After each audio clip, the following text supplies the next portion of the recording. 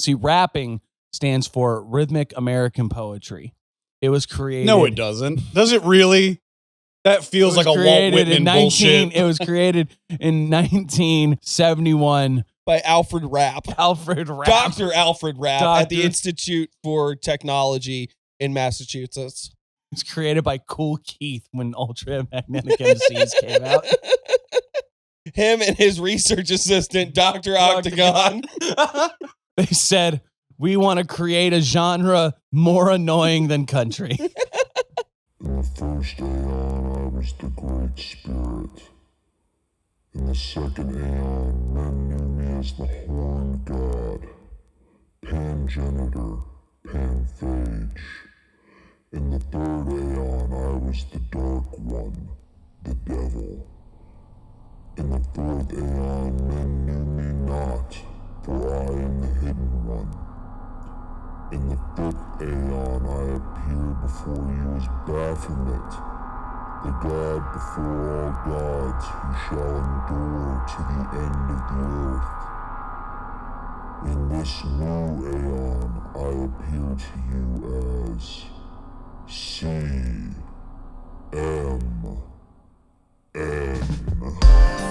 Imagine that there is a brilliant white light just above. Is commentary on the magic art. In the years of the primal force and the dawn of terrestrial birth. Oh, that was very educational. Now magic will take place. Don't be fooled by what I just said. Welcome, everyone. I am straight out of Memphis, Kennedy, and this is Chaos Magick News. We don't even have a joke this week.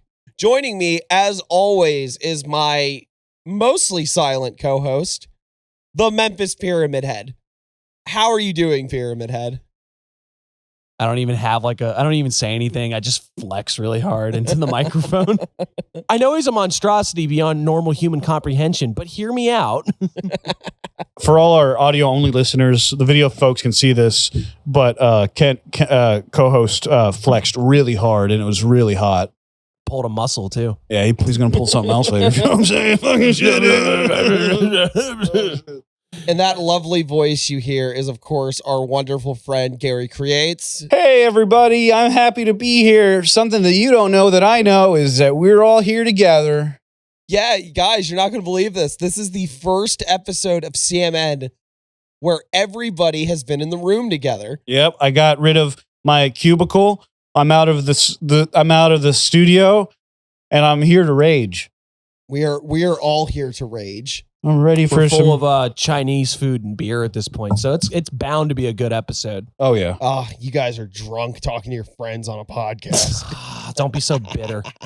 What do we got lined up for the show this week? We have a lovely little thing. We're going to talk a bit about a subject that's kind of near and dear to the three of our hearts, because as you may or may not know, all three of us at various times in our life were hip-hop artists. I don't know what you're talking about. I'm still for the streets, but that's interesting. But we're going to talk about a interesting little internet phenomenon known as the Memphis Rap Sigils. If you don't know anything about Memphis hip-hop and the strange world of the occult that has grown out of it, well, sit back and you'll understand why it's called 3-6 Mafia. Yeah, and not 4-7. Fuck. You tried. You fucking tried. Stupid. He's like, I'm trying to think of a Memphis area code. It's like, the problem with us all being together in one room is you all see me not thinking. No, okay. And then besides the usual hemming, hawing, and headlines, we've got an opening discussion where we're going to retread some waters here.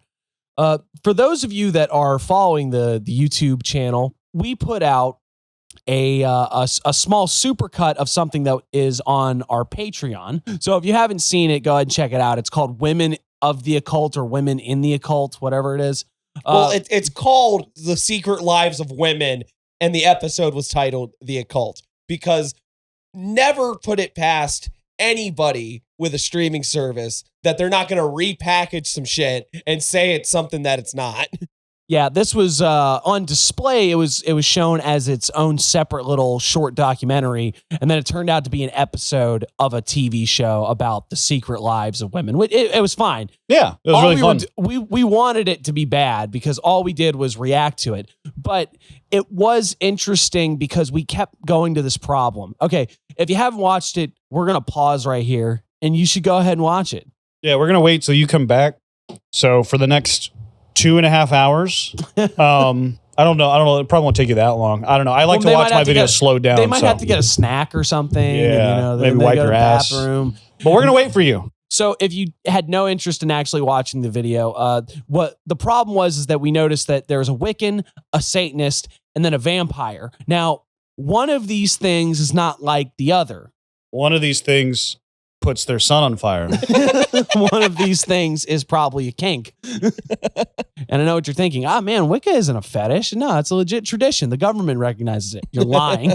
No. But, Wicca is a recognized tradition, not just in terms like, it's a recognized religion, but like there's a tradition. You can there's follow a long back storied history of to the Jolly Green Giant or whatever his fucking name is. Gerald Gardner. Who? He had a green thumb. That's all I know. Yeah, there you go. That's also, he was like way into Harry Potter, I heard. Yeah. He got his ideas from J.K. Rowling, and they were both on the dumpster street fighting each other for the scraps. They were fighting over the ham scraps. He said, "I'm going to become a famous Wiccan one day." And he said, "Wiccan? That's like a witch." And then she wrote a whole series about it. It's crazy. That is exactly how it happened. All right, no, for real, because Gerald Gardner founded Wicca. It's neo-pagan reconstructionism, blah, blah, blah. Well, it's traditional witchcraft, there's quote nothing, unquote, but that doesn't really They're mean not much. doing this to bag on Wicca or anything like that. Because, like, honestly, they make sense. They're the one legitimate woo-woo in this. Because the second person is a Levian Satanist. You're a secular, non-theistic Satanist. And despite the fact that she does 2 rituals in the thing, it's like the entire crux of it is like, no, this is like weird psychodrama. So who cares? But at the same time, at least you can point to Satanism as we understand, especially Levian Satanism, very easy to point at. It came from a guy named LeVay. Oh, that's his name? Anton Sanchez LeVay. Is it actually Sanchez? No, it's Salazar or some shit. A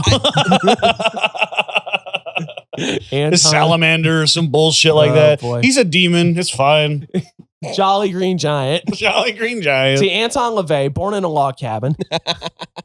Never told a lie. Just bringing back the log cabin joke. Those 2 are recognized practices. There's structure and tenets to everything they do. And then they have, her name is Vampira, by the way, but she's just a vampire. And the first thing out of her mouth is like, I wish I had a coffin to sleep in. It'd be so nice to sleep in a coffin. My heart rate drops to 15 beats per minute when I'm asleep, which is like a coma. She likes to put pillows around her like a coffin. Yeah.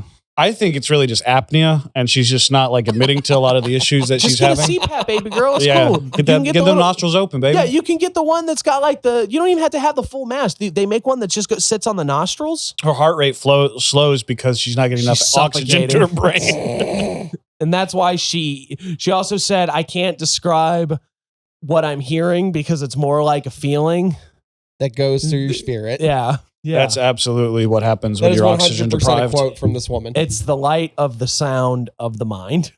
Yeah, so I'm enlightened. If you watch the video, you already know our constant reaction through the entire thing was to gawk at Vampira in her segments and continually say, "I don't think this is real." I think this is one a of them was going to be a plant of like, this is the one that we are, if not outright manufacturing, heavily editing and manipulating to make this person appear to be the silly, crazy one.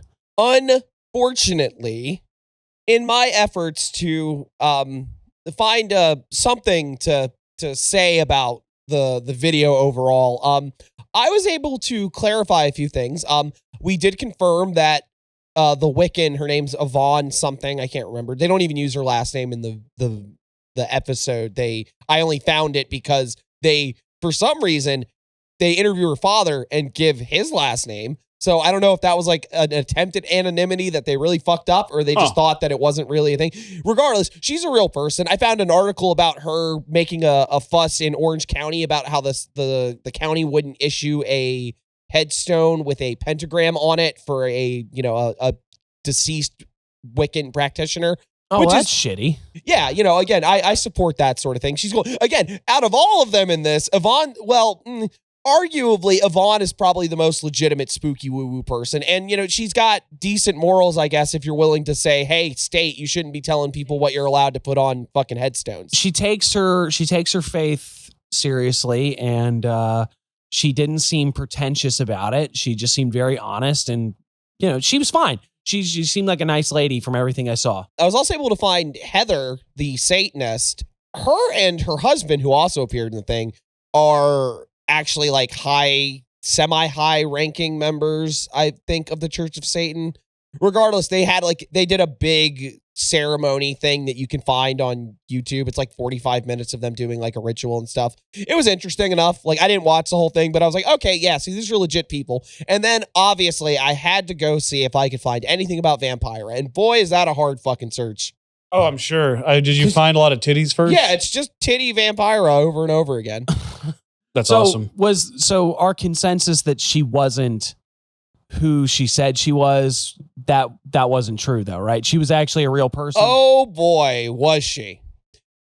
Ladies and gentlemen, I found in Las Vegas Weekly an article called An American Family. The tagline, communal, sexually adventurous, intensely spiritual. Vampira and her clan are, quote, otherkin. Unquote. Oh, so call Las Vegas home. I think I said that in the video, didn't I? Yeah, you straight up say, these are just other Well, it was like when she was like, we got vampires and fairies and whatever. I was like, no, these are just otherkin. Never mind. For the uninitiated, otherkin is like, I'm assuming furries, but it's like bigger. A furry, but you don't have the money for a suit. I got you. Okay. Well, okay. To be a little kinder to the otherkin, right? What otherkin are people who, on some level, sometimes a less directly spiritual way, but oftentimes in a spiritual sense, identify as typically mythical, mystical, supernatural entities. Got you. Such as a vampire or an elf. More cryptozoology than like wolves. Right, yeah. It's like Neopets, but like humans. Yes, kind of. But so gnomes? Yeah, you could be a gnome, I guess. Dave. That's exactly how that conversation goes too in that same circle. I guess you could be a fucking gnome. Shit. Like, Dave, come on and tell us more about the gnomes, man. Yeah, come on, Dave. We're not making fun of you, Dave. Come on. Oh, I'm not. I'm serious. No, I'm serious as a heart attack. Dave, put on this red hat and just say a few things to us real quick. Isn't Dave the gnome like a character, actually? I think he's the one that's in the Romeo and Juliet. I think that's like when you put the hedgehog after your own name, you can just put whatever. Dave the gnome. Like whatever. If you look up your name, the gnome, on Google search, send us a picture on the Discord of what you find, and also your name and credit card information. And the 3 numbers on the back.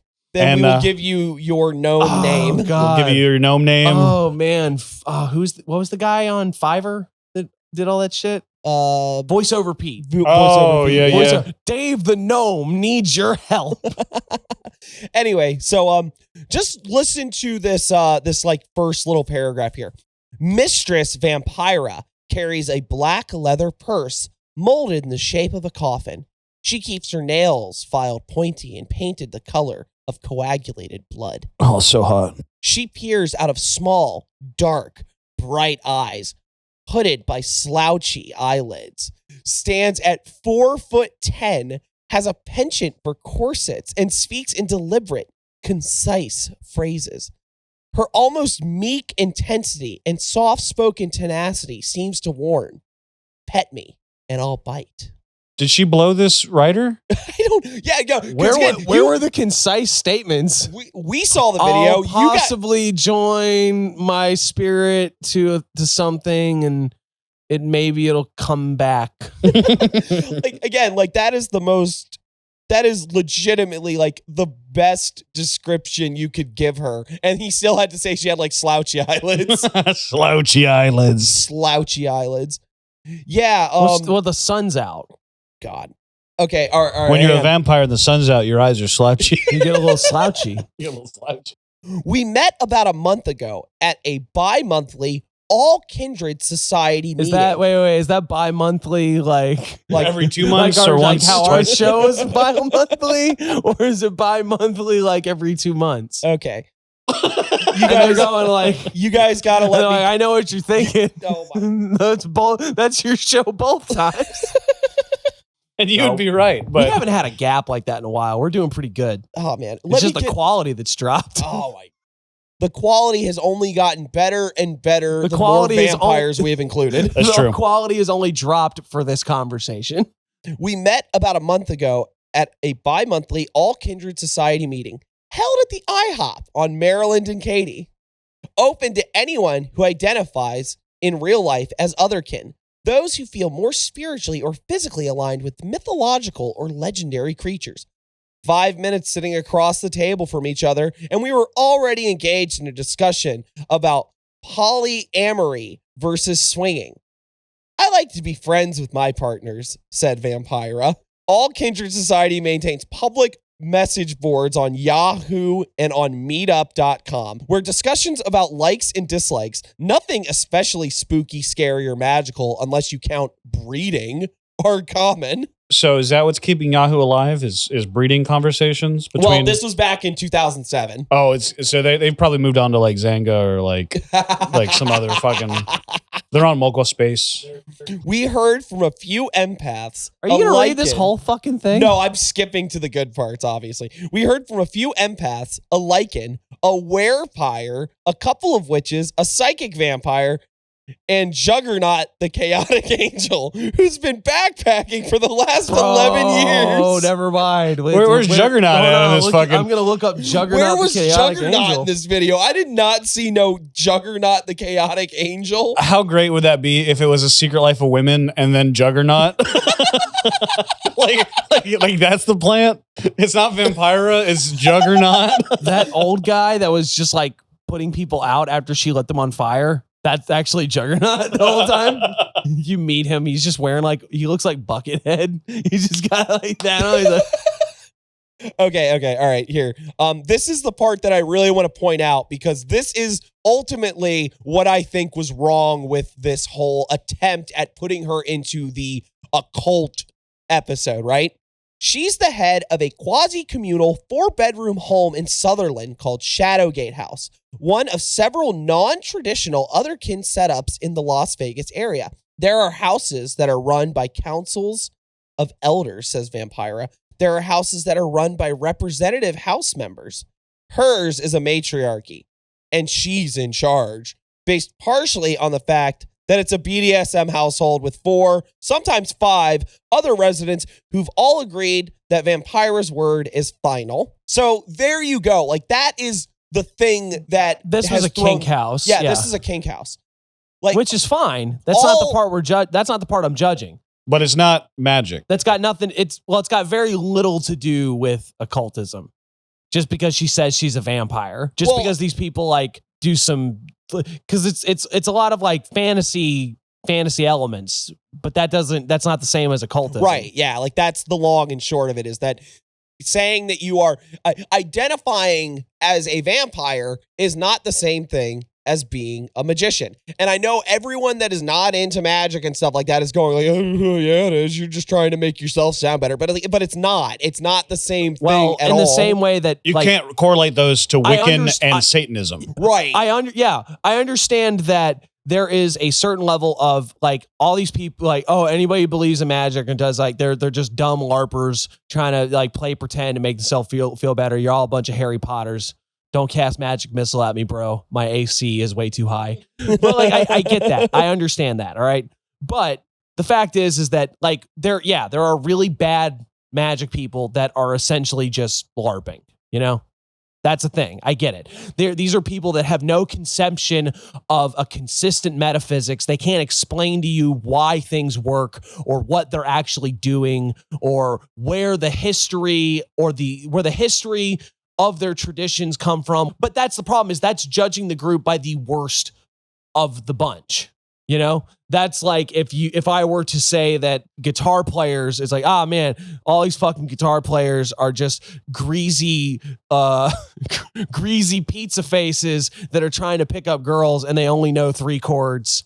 And it's like, bro, I heard Wonderwall already. You know, it's like, and they are like, let's not mince words. No, that is true. That's actually an accurate statement. Even something like Chaos Magick, where the entire concept is, as we said, the stripping away of dogmatic approaches and stuff. There's still a crux of method and ideas behind occult practices. It's simply not an apt comparison to go, okay, this woman says that she's a vampire and she uses like a fucking a dildo stun gun on her kink buddies.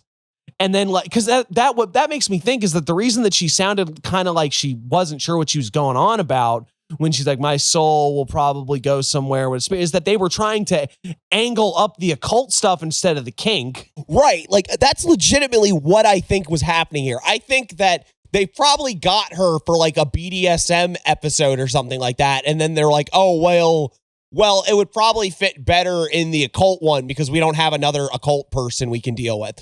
And if you think about it in the sense of like doing a women of the occult sort of episode, you realize that is sort of the problem because they pretty much covered their bases. Like, I'm not saying that there aren't other traditions, but as far as like doing like a quick reality show vignette style thing on occultism, you weren't gonna get much variety aside from the 2 people that you had. You had Heather, who she's a Satanist. And most of hers was kind of focused on the idea of like, oh, look at us, we're Satanists, we're actually regular people, and then throwing in like, oh, I'm doing the spooky Satan stuff. Well, too. It's the concept of Satanism as like a big taboo because we all live in a predominantly Christian background, right? Yeah, that, and then you had the Wiccan, who's, she took herself very seriously. We got to see her leading rituals. We got to hear her story of how she went from like Buddhism to being a Wiccan, like, and that's what I'm getting at. Like, what is your third person you throw in there? You go find like a Thelemite, and then you have to explain all this other shit that just really, for most people watching this, is going to go way over their fucking head anyway. And they're gonna be like, oh, so they're like another Satanist type. No. They're like vampires, but they're not into BDSM. Well, and then the other problem too is it's because there's any of the more established traditions, like if they had found someone who was initiated in voodoo or something, they're not going to let you film. They wouldn't want to talk. They wouldn't want to talk to you about it because closed practices. I understand. It's like Honky come around with video cameras. Like, nah, we ain't playing that. Not just that, but also it's not necessarily like this isn't like Secret Lives of Women. It's like, no, this is like a genuine tradition. This is a different culture. Yeah, this is a culture outside. This isn't a subculture within the West of like weird stuff that we don't talk about. Could you imagine? They're like the Secret Life of Women, Muslim. What she got under that hijab? Yeah. Oh boy, that's the secret. That's the secret. I wish we had just done like Secret Lives of Women, and it was just all different otherkin. That'd be sick. We need to find it, guys. Patreon listeners, people that want to give us money. Help us make a series about Wonderkin. Oh, Wonderkin. That's what we'll call it. We'll call it Wonderkin. And Wonderkin. We'll do vignettes of otherkin's lives. It'll be like Wonderlust, where we go around Andrew. If you guys had to be an otherkin, I would end it. I'm close. I'm gonna end it. I would have to be probably, my spirit animal, who I personify as. Would probably be like a big, like a big marmot, like a big scary marmot. Are there otherkin that are like cryptids? I'm sure. Like There's like a Mothman. I'm sure someone identifies as Mothman. I'm sure someone is like a big bear, goes to like the 7-Eleven down the street and asks for a guy named Rico. And you know, he and I mean, this person that would be like a Bigfoot. Oh, too easy. Yeah, okay, we said the word identify a bunch, and I think that's sort of the crux of it, right? It's like, why is being an otherkin not the same as being like a magician or a spooky person? we can make this. It's like, because the idea of being an otherkin is about a self-identification with some sort of like, you know, mythical, let's be honest, Right. with a fictional character is what it is. It's far closer to, and I can't believe we're bringing him up again here, it's being Christian. Well, it's being a furry without the suit. We talked about this. Yeah. Like because that's what it is. Just because it happens to be in this kind of spooky adjacent It just area. tricks you. No, it just tricks you because you're hearing elf, vampire, fairy, and you think that like, oh, that's like spooky stuff. That's occultism. I watched True Blood. Yeah, I watched True Blood. Come here, There was an Suki. episode with a Minotaur. I'm down. Yeah. I get it. I understand. That redhead chick's really hot in that show. Yeah. No, so but that's, you know, here's where we can always go with our hobby horse of talking about practices. Do otherkin have practices that meaningfully reveal a world? I would 100% think so. Just on my knowledge of like horse girls. No, I mean it seriously. you might be right. You're completely Oh. right. There's like people that go out and prance and they do their whole fucking ritual as horse girls. Like, if you're another kin, I'm sure there's things that you do. Like, if you identify as like, let's say, well, let's give Vampira the chance again. Vampira wants a coffin real bad. The reason she probably wants one is not just to continue her image, but probably because her ritualistic sleeping schedule is part of her lifestyle. Yeah, you know what? I gotta maybe give that to you. Well, I always go back to the sort of thing of to have a world is to have a shared world, right?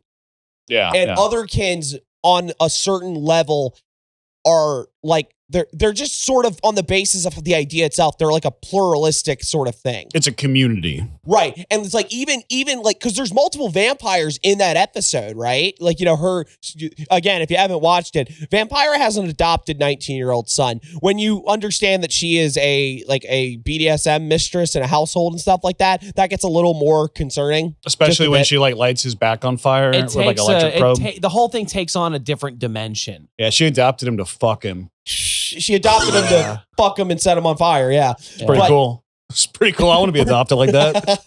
Patreon listeners. There are like multiple vampires, but they're not even the same kind of vampire. They don't have the same practices in the same sort of way. That's right. She's like she's a psychic vampire. And he's an energy vampire? No, he's a sanguine vampire. So he like actually drinks he's blood. an actual blood drinker, and she's like I get my jollies off of lighting people on fire, and it feeds me energy. That's really weird that those are both considered vampires. Well, okay, and that's the problem is that like the psychic, the idea of like feasting on people's psychic energy is probably like the closest to actual woo-woo, and they don't really dwell on it. And it's also the closest to BDSM. Yeah. It really is. Now, I would say that just my dick and balls on the table here. I think all of that's. I think it's silly. I think it's all. Absolutely. I think it's silly fucking shit.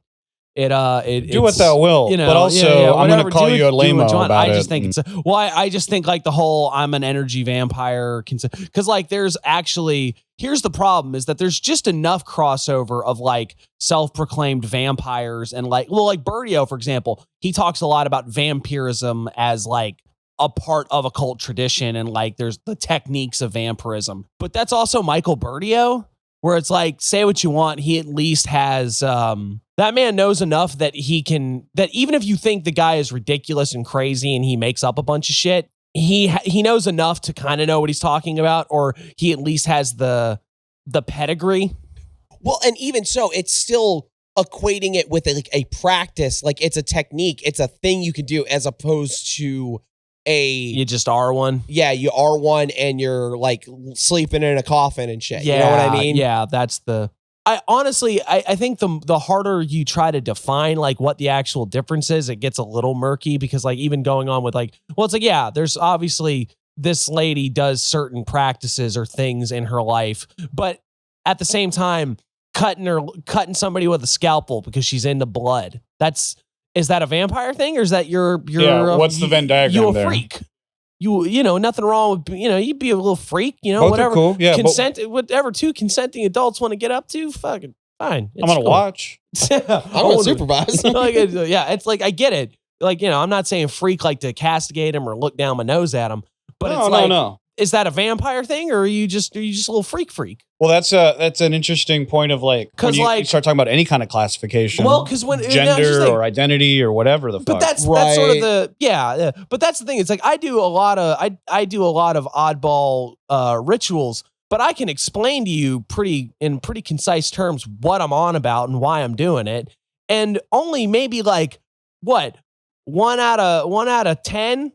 Or because I'm a little freak. Only 1 out of 10? Like maybe 1 out of 10. You got to get those numbers up, bud. No, those are rookie numbers. You guys, I fucking ate a piece of shit from someone I love this morning. and they didn't know about it. I just waited and I said, don't flush. The pipes are bad. Don't flush.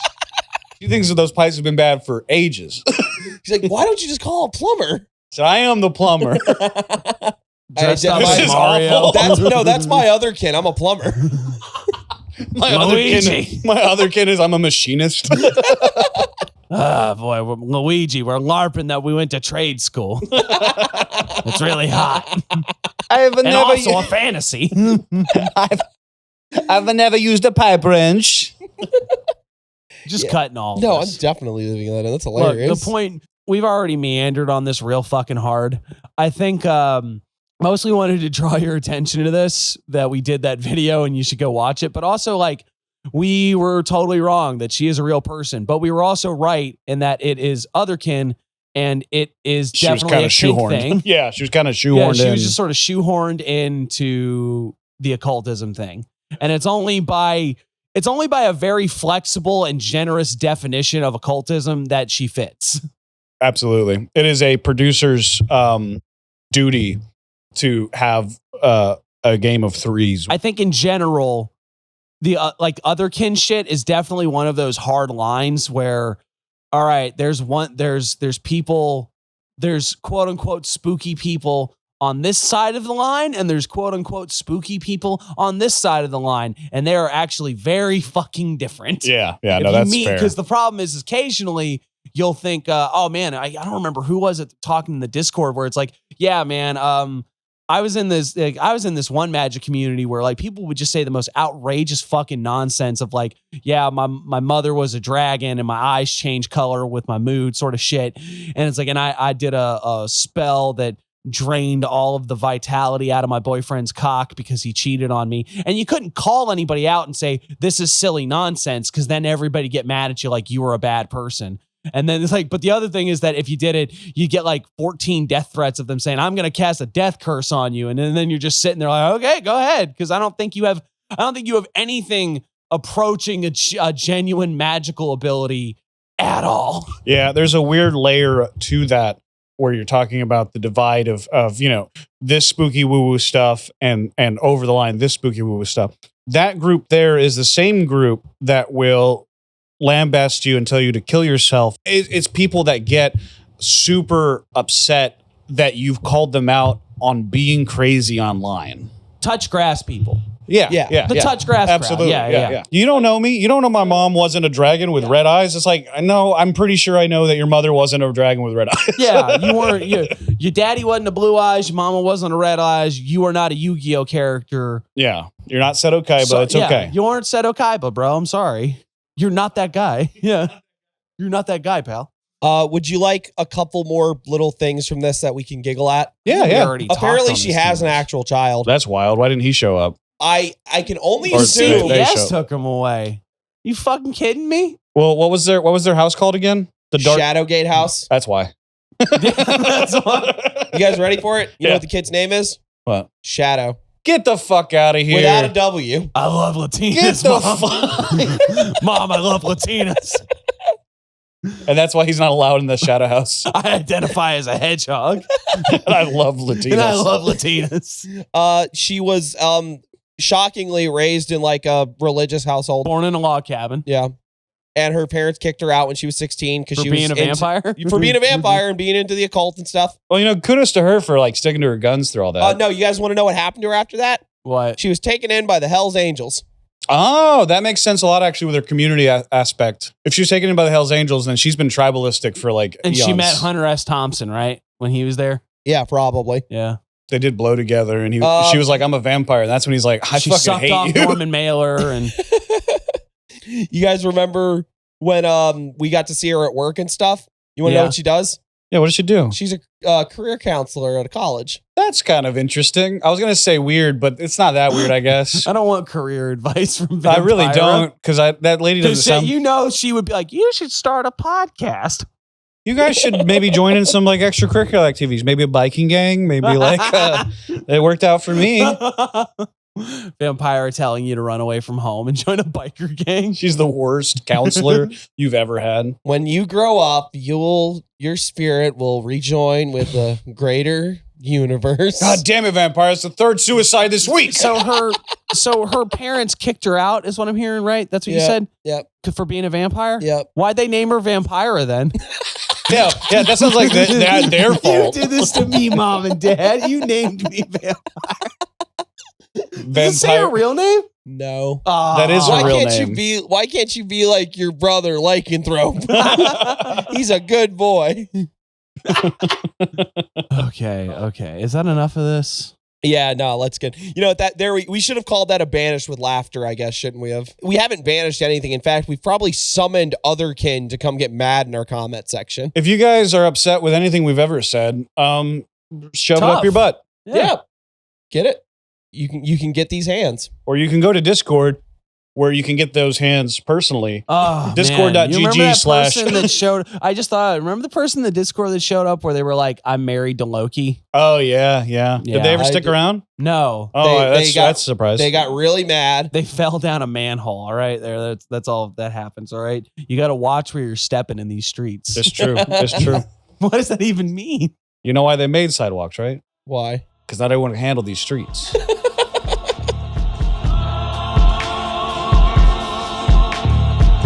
Oh boy, it's the part where I go, whoa. Wait, all three of us are here. I have an idea. Yeah. You want to like barbershop quartet this Oh, one? hell yeah, dude. Right. You do Let's what? I like make that it you longer. went. You went.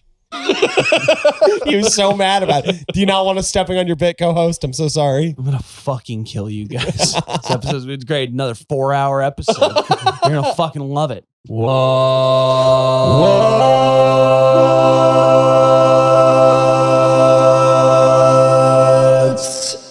In the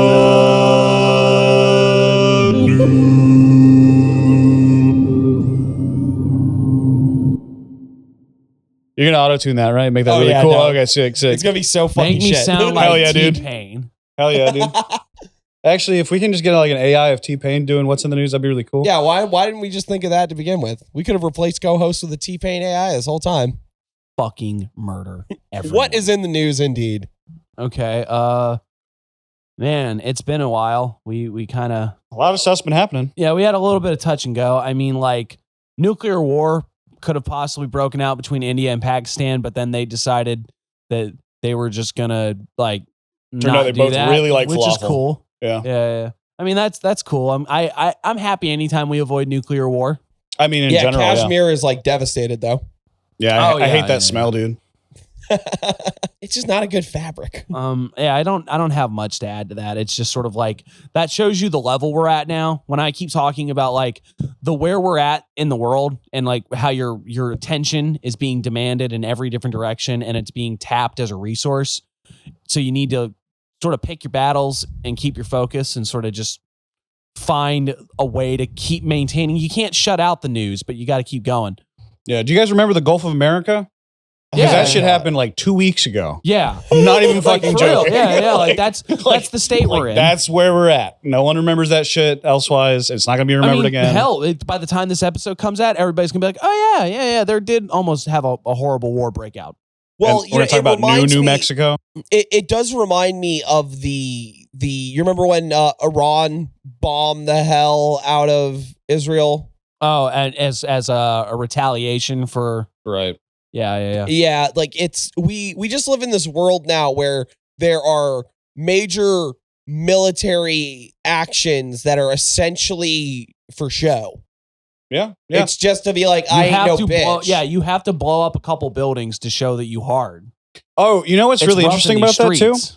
I think a lot of that has to do with the global news messaging system of like we weren't in that situation. World War II, World War I, like radio was our main source of like news and stuff. So we wouldn't hear about some of this shit that happened until like a week later. After, well after it was going down. But now we have it at the tip of our fingers. It's almost like Ender's Game where the buggers just like got to murder people, but it's a form of it's a form of communication. Yeah, that's like how they do it. Like it's like you have to. It's like no. This is an essential part of the process because if we don't retaliate, we're gonna look like pussies, and then they're gonna do it again. That's the trade war. Yeah. Oh God. I guess we kind of have to talk about that then. Yeah. Yeah, I mean, we mentioned in the last episode, you know, I made my cracks about Trump being the master art of the deal, obviously. But I mean, if you haven't seen it, you know, the tariff situation, while still devastating to the economy, has just slowly begun the crawl back. Nothing was gained and much lost. And it has, if anything else, it is exactly what G is talking about. It gave virtually anybody who needed the time to explain to America and the global community through the news cycle that we are not going to put up with this shit. It gave them more than an opportunity to give that. And then on top of that, it was just the further souring of the American reputation, right? Yeah. Like, you know, obviously America hasn't been popular globally forever, but now we're like really hated. Right. Like this was just straight up just like the last moment time where he we took office. Right. Last time Trump was in office, America's reputation took a massive hit because he's a crazy old coot who has very little understanding of how global politics works. So he just comes across kind of like a deranged idiot. So people don't want to deal with him because you're inviting it's inviting a panther into your room, you know? Yeah. At best, he's going to tear up your sofa. Yeah. And at worst, worst, he might fucking kill your kid. Yeah. Oh, that's a whole fucking, I don't have anything actually like good to say about it. Like it's just no like way to spin any of what's going on in a fun and happy way. It's shit's pretty fucky lucky, guys. Yeah. You can't have a whole lot of fun with it. You know what you can have a lot of fun with though? What? So Elon, right? Yeah, that's like I know him. I've heard of him. I think he makes cars and is He's like in Hitler. that Lord of the Rings thing. Do you remember when he was talking about giving people money if they would sign this petition? Oh, that sort of thing? I was gonna get some Zuck bucks, and then I decided to go for the Tesla coin. Yeah, well, he didn't pay him. Fucking bastard! How dare he? Okay, I just always love the notion because it's a very common thing.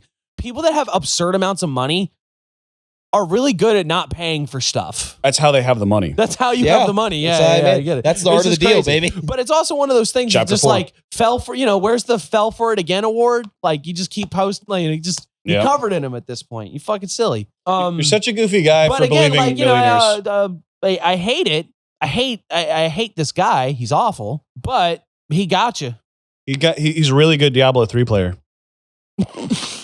From what I hear. That's what his wife said. All right. I'm going to be really dumb here for a minute just because you mentioned the Diablo thing, right? So as I've told many people before on a podcast, like some kind of idiot, I enjoy me some wrestling, right? There's a character called Ted DiBiase, the $1 Million Man. And his entire character was just that he was an exceedingly rich person, right? And there was a time in his career where he paid Andre the Giant so he could be the heavyweight champion. Like Andre the Giant beat, I think, Hogan for the championship and he got the belt and then immediately gave it to Ted DiBiase for like a briefcase full of money, right? That's wild. I just think that like that's great because that's like the Elon playbook, right? Yeah, like, 100%. I can just pay for things. No. And then I have them. And then I started them. Yeah. But then Andre opens it and the briefcase is empty. That's what this move is. It's next level shit. Yeah. It's Mr. Money in the Because that's the thing. bank, When we not talk in about this this, it's like, fucking I know case. quite often we talk about like, oh, these people are stupid and incompetent and they're not nearly as smart as you think they are. But actually, there's many types of intelligence. intelligence. And Trump and Elon both have this one thing in common. They are brilliant at lying to your fucking face and then walking out on the bill. Yeah, no. They're really good. They're That's a great skill. super duper good at it. It's a great skill if you're like if you have no scruples. Yeah, if your morality is so under like Lexapro and like Viagra. I'm buried beneath a mountain of ketamine and boner pills. Yeah, you could get away with everything. You could become a billionaire. I think that's really what it takes, guys, is if you want to make it in America. A large starting capital from your daddy, probably. Yeah. Either his emerald mines or the lofty million that Mr. Cheeto himself got. Yeah, okay, small also loan. now a bigger thing for Elon, because like we're gonna do Trump and Elon, get it right off the rip. It's a Band-Aid, you gotta rip it off and just go. Also, supposedly, and I have not done all the fact checking here, I'm just going by what's going on. I've seen the screenshots and all this bullshit, but Grok, the large language model that Elon uses to call out his own lies, has appeared to be modified by someone from within the company X, formerly Twitter. Right? It turns out to be what some of the records were showing. It was a gentleman by the name of Elon Vusk. Yeah. Allegedly. Allegedly, Elon V-Bucks. Elon V-Bucks. Elon V-Bucks, the number one Roblox player in the world. Whatever. But yeah, so somebody, I'm not saying any names, allegedly, who modified Grok badly, might I add, poorly, in a way to further the ideas of white genocide going on in South Africa. All right. I would say it was programmed very effectively because it was on everybody's. You asked it a question. Anything. Like, hey, Grok, you got a good muffin recipe? Well, I would if white families weren't being displaced from. Unfortunately, that makes this query impossible for me as Grok.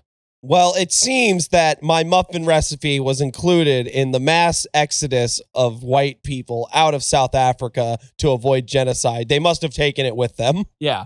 So that's what it is. It's a shit job. It was funny because everybody's going like, what the fuck is this? It's I hate to say it, it's just so fucking blatant and on the nose. Well, it's also so on brand for them, right? Mm-hmm. Like, because again, as you said before, there are many types of intelligences, and the one to do subtle manipulation in order to further a political goal is not what their strong suit is. No, it's very heavy-handed. Move fast, be loud, break shit. Hell, back to the money promise, right? That's because that's their level of how to propagandize people. Like they're not good enough at it to understand how to like input these like little subtle things into narratives to get people to think a certain way. They have to literally say, I will pay you money if you agree with me. Yeah.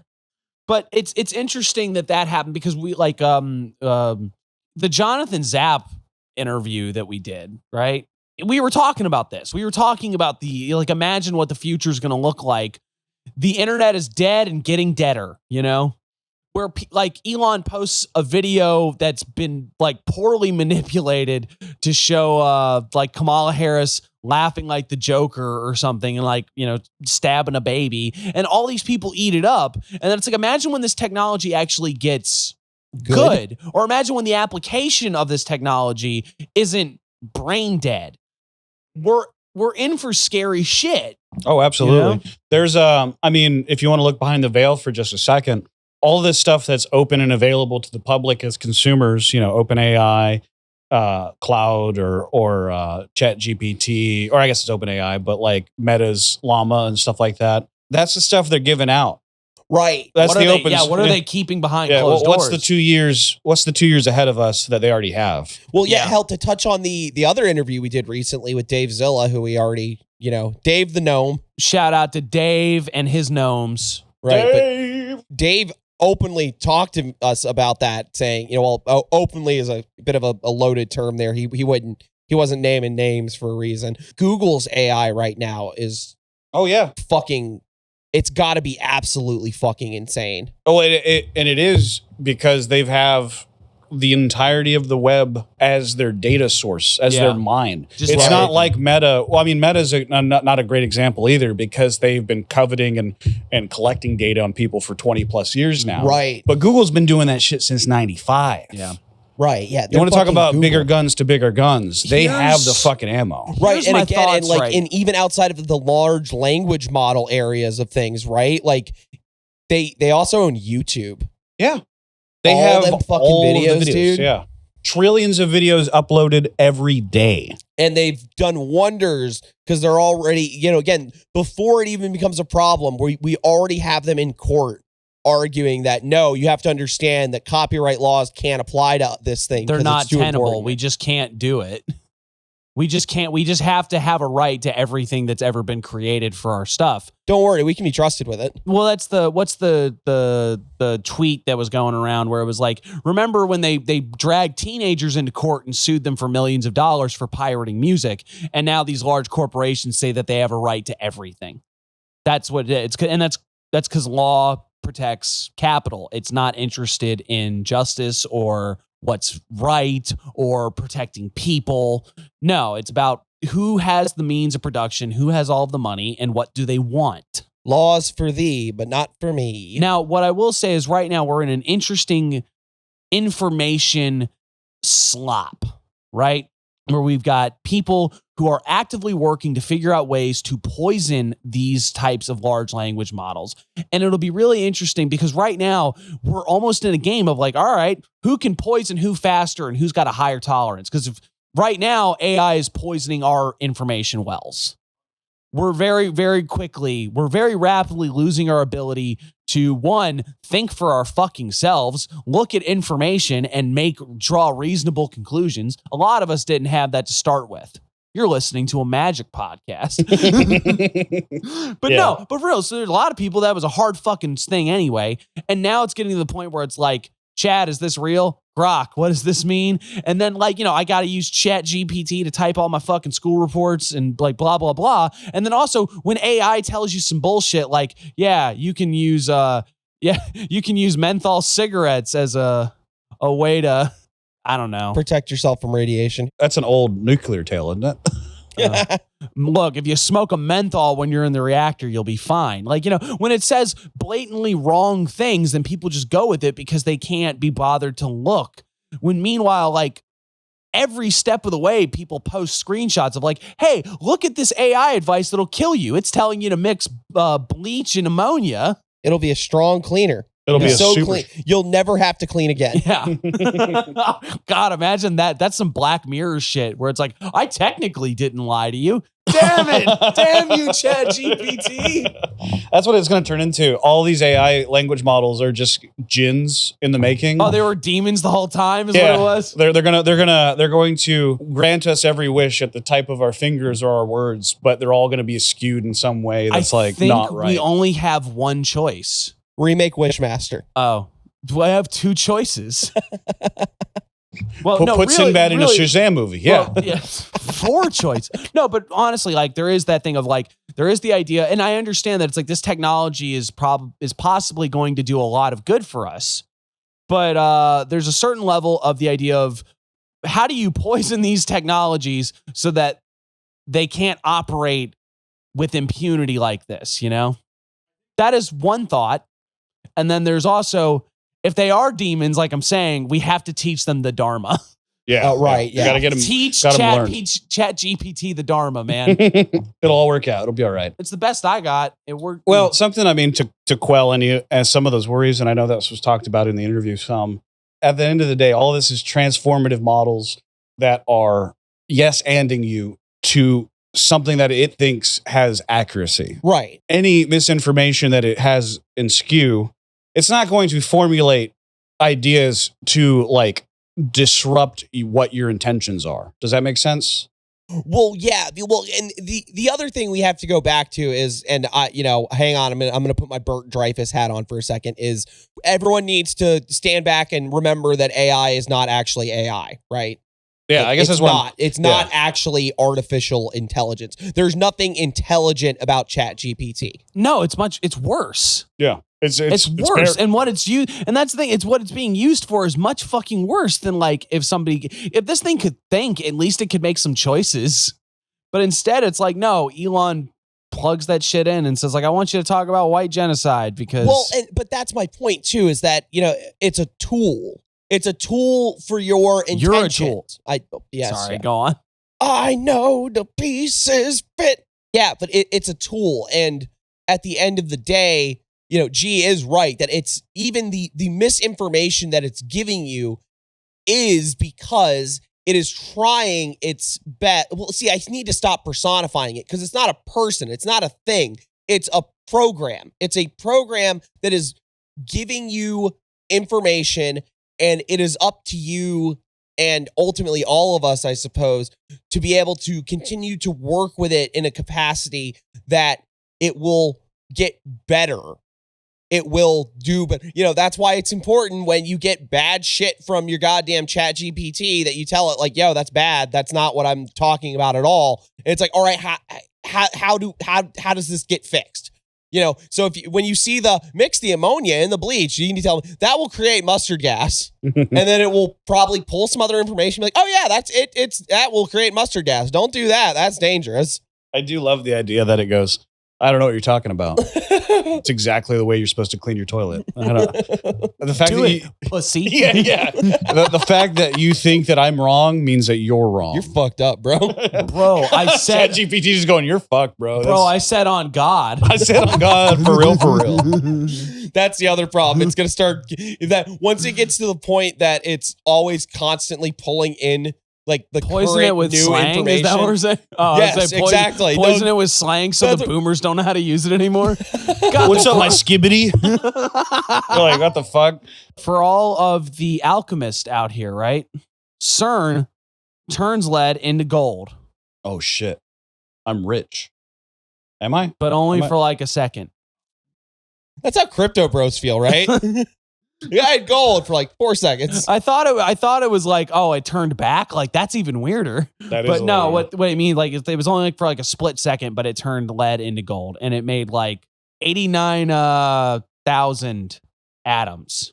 That's quite a lot of atoms, really. If you think about that, but that's like less than a trillionth of a gram. So that's at least like what, like $300 in today's currency? I honestly, it's definitely not worth the amount of energy that went into creating it. So what you're telling me is equivalent exchange is real, and we need to tell our listeners. I'm telling you is that you need to buy CERN coin. You need to buy CERN coin. You need to buy CMN coin. Semen coin. You need to buy some semen. We need to. If it wasn't going to go up in value, why would they have a bank? You're so right, dude. There is something funny about because I and remember, you're handsome. I remember being like a kid and basically having being told that by like my physics teachers and shit like that, where it's like, yeah, you can theoretically you could turn lead into gold, like if you do this. Basically, you bombard, I'm not smart enough to remember the very complicated process of forcing electrons and protons to exchange like that to because it's insane. Right. It's crazy. But they did point out, it's like, yeah, you could theoretically do it. It just that it wouldn't be worth it. It would not. You would spend more money trying to turn lead into gold than the gold would be worth. So, and that wasn't even touching on the fact that like if you start just increasing the supply of gold in the world, now all the gold is worth less. Shit, you're right. Yeah, Spain found that out. Well, silver, but same difference. Spain found that out the hard way. What if we decide to go against like hear me out on this. This is what crazy. if we turn gold into lead and then the gold we have will be worth more? Go running around turning everyone's gold into lead. It's like reverse Midas. It's fucking is an Reverse asshole. Midas. Oh man. Oh, that's an Aesop line. That's from Rings. He says the anti-Midas, but he's like talking, because everything he touched turns to shit. It's a great line. What if starting today, what if we all decide gold's not worth anything anymore? Shamrocks are worth things now. Shamrock shakes. We all get shamrock shakes.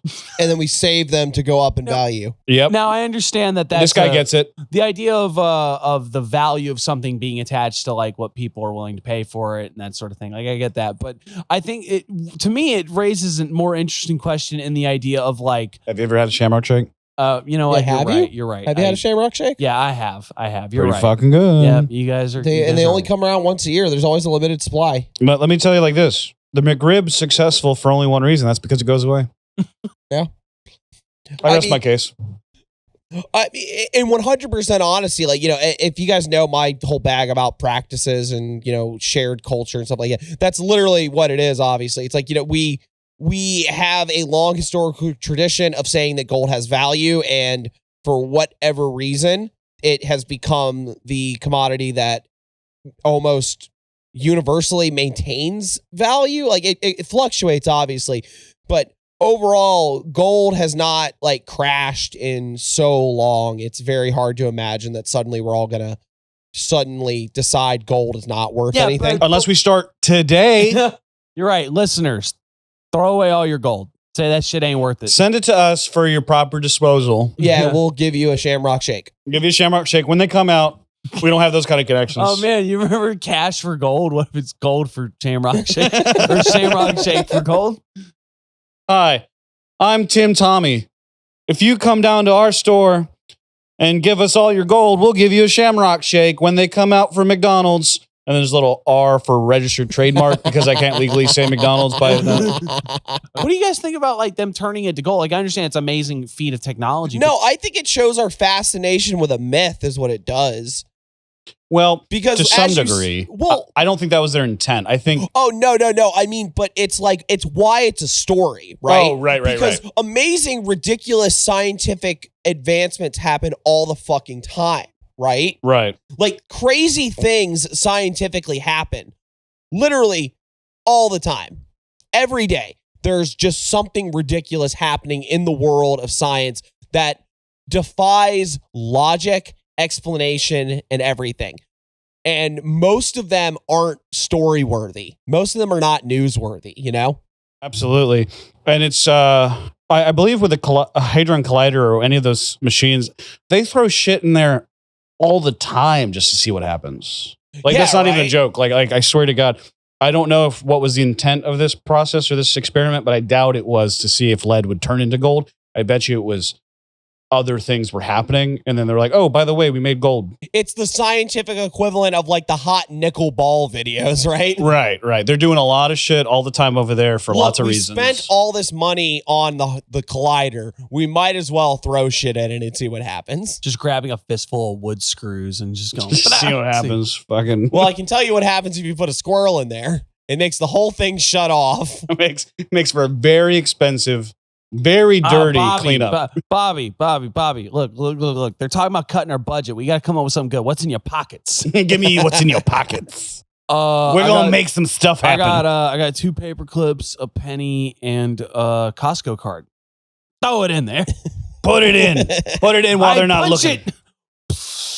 Oh, we found the Briggs Bozo. The Briggs Bozo. The Briggs Bozo. Yeah. We made the had- Superman Science colliding. is definitely real.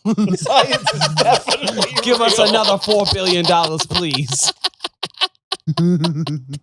Trump goes, it's good. They made They found the Briggs Bozo. They Briggs turned lead Bozo. into Massive gold. break- massive It's breakthrough. fantastic. Massive breakthrough. We're going to turn a lead statue of me into gold, and we're going to put it in Gaza. 7 people died with their hands. I didn't let them use gloves. I said, no gloves on my lead statue. I said, don't lick it. Children, don't lick it, please. I know I'm very delicious looking. If you want to lick it, oh, never mind. China.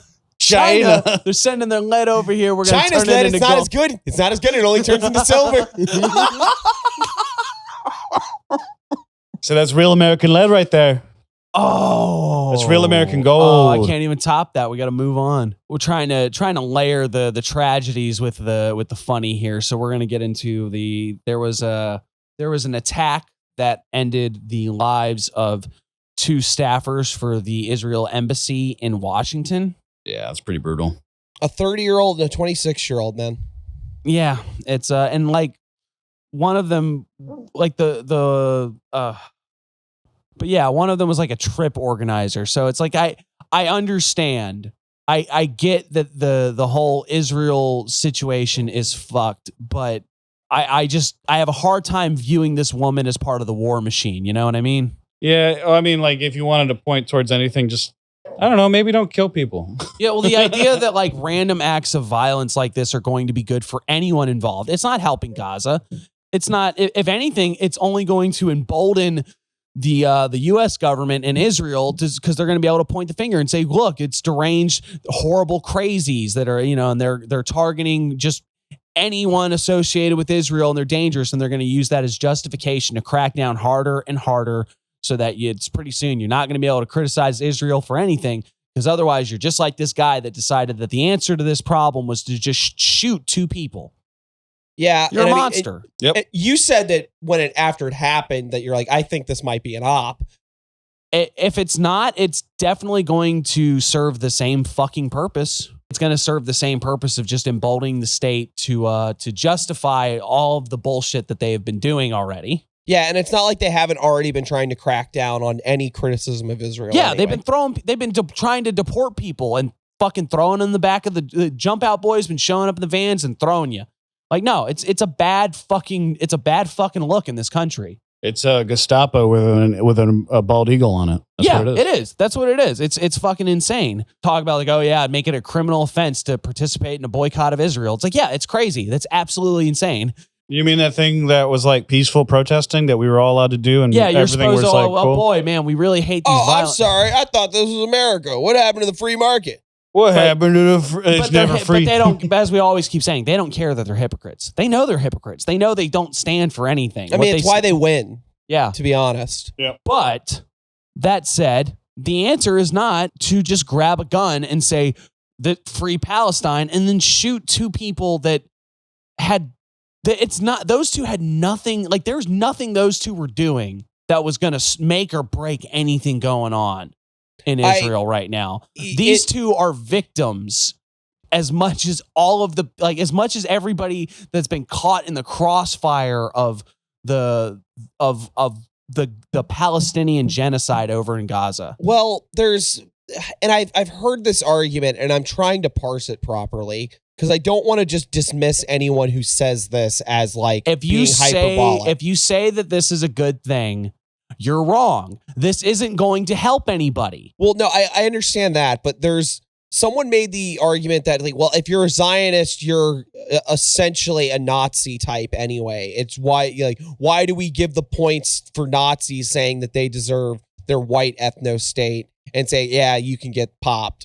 And then when it happens to someone who's a Zionist that we suddenly go, oh, well, violence isn't the answer.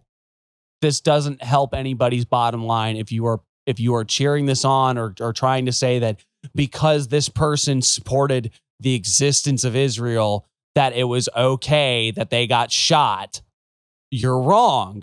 I'm not going to play this game where I'm supposed to justify crazy acts of violence that are not, there's nothing that this is helping. If somebody wants to tell me how I'm wrong and how shooting 2 random people at some public event is going to somehow fix anything in the Israel Palestine situation, I'll listen to you. But I really don't understand that entire mentality. Yeah. It doesn't, it's not even comparable to the Luigi situation. No, not even It's remotely. not even comparable to that. It's just all it is. It's terrorism. It's trying to make people scared. Yeah. And I think that the support of it on the left is playing into the exact thing that these people want. Yeah. They want you to appear as if you are a heartless, non-thinking extremist who has lost any ability to parse out nuance.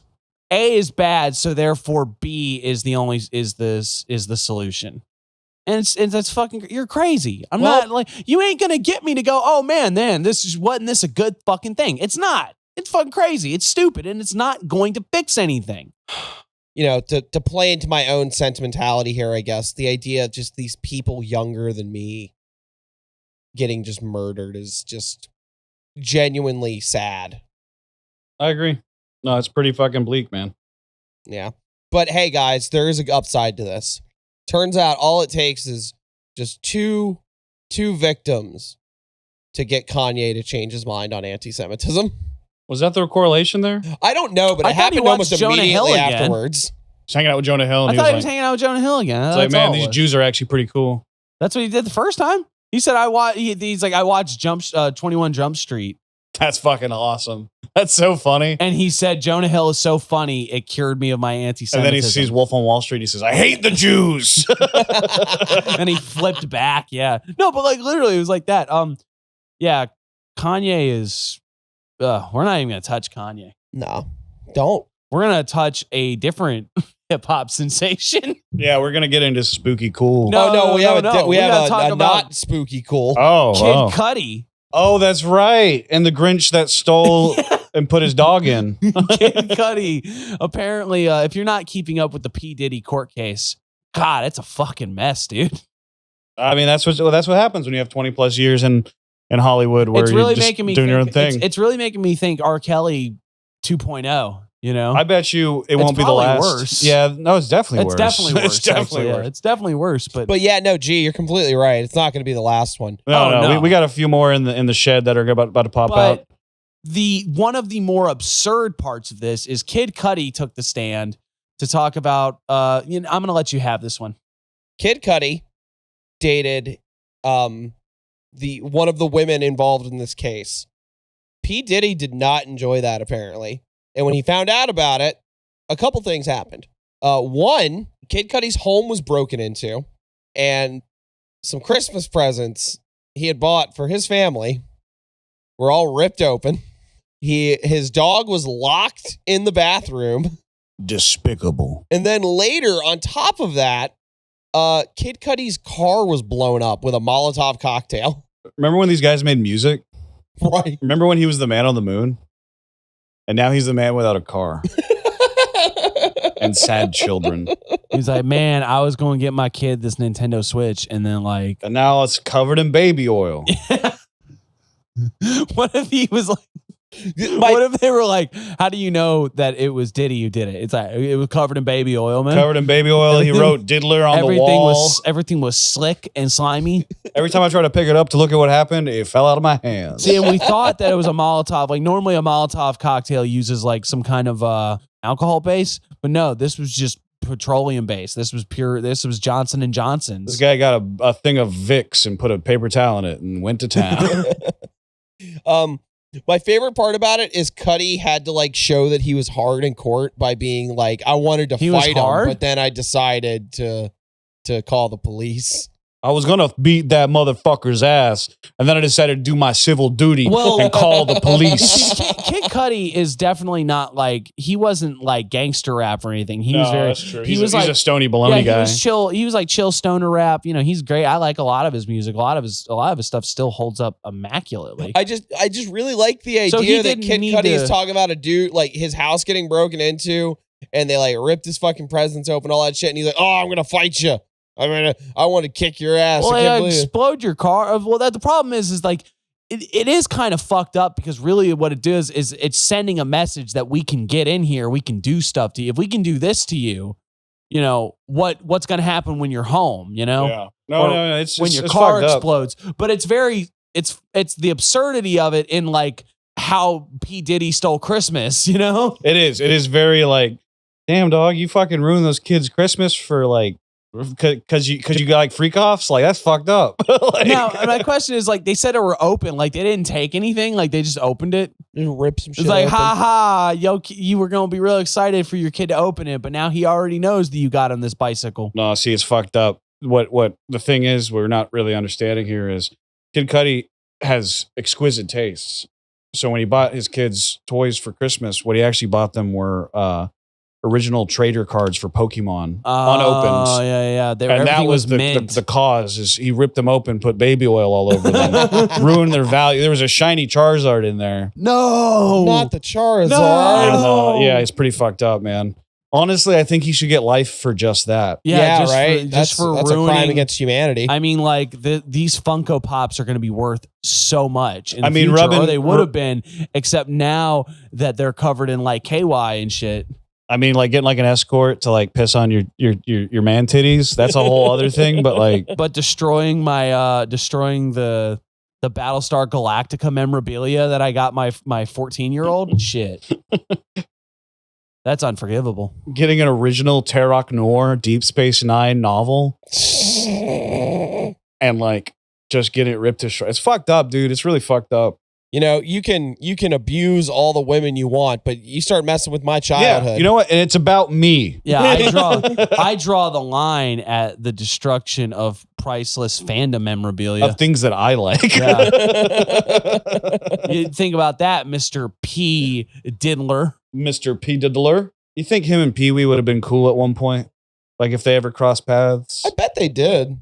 You Paul think? Rubens had some weird shit going on in the background too. Yeah. I'm curious if he released a movie that was like basically release this when I die. And that's what it is. It's him coming out and like talking about shit and like his life and stuff like that. He was a weirdo, but he was not like Sean Combs level of like shenanigans by any stretch of the imagination. He was a very timid. He's just a little queer boy. Yeah, he's just a little queer goof. man that did some weird stuff and like he's just was into weird shit. Like yeah, it's definitely not equivalent to my freak fest and buying rappers clothes so I can, get my freak on with them. Do some freak show shit. We should have a communal. We should take back the term freak off. What I'm thinking is once a year we have a CMN meetup and we just see who gets the freakiest. Who gets the freakiest? But not like sexually. Vampire freaky? Yeah. Not like vampire freaky. No, not vampire freaky, but like we just show up and just go full. Like we start talking about flat earths. We start talking about. Oh, see, that's the problem though. Like in this community in particular, like flat earth is like very boring. You got to get like awful with it. You got to be like time cube level before I start going like, all right, I'm in. All right. We'll workshop this. Yeah, we'll workshop We'll this. get into the freak offs one of these days, listeners. Yeah, look forward to the CMN freak offs. If you follow us on Patreon, you'll get updates on the latest freak on the off status news. of the freak off. We don't use baby oil on anything, by the way. No, because it ruins the value. Yeah. We're all about value here. We're all about good stuff. What else we got? I think we just need to cut it here.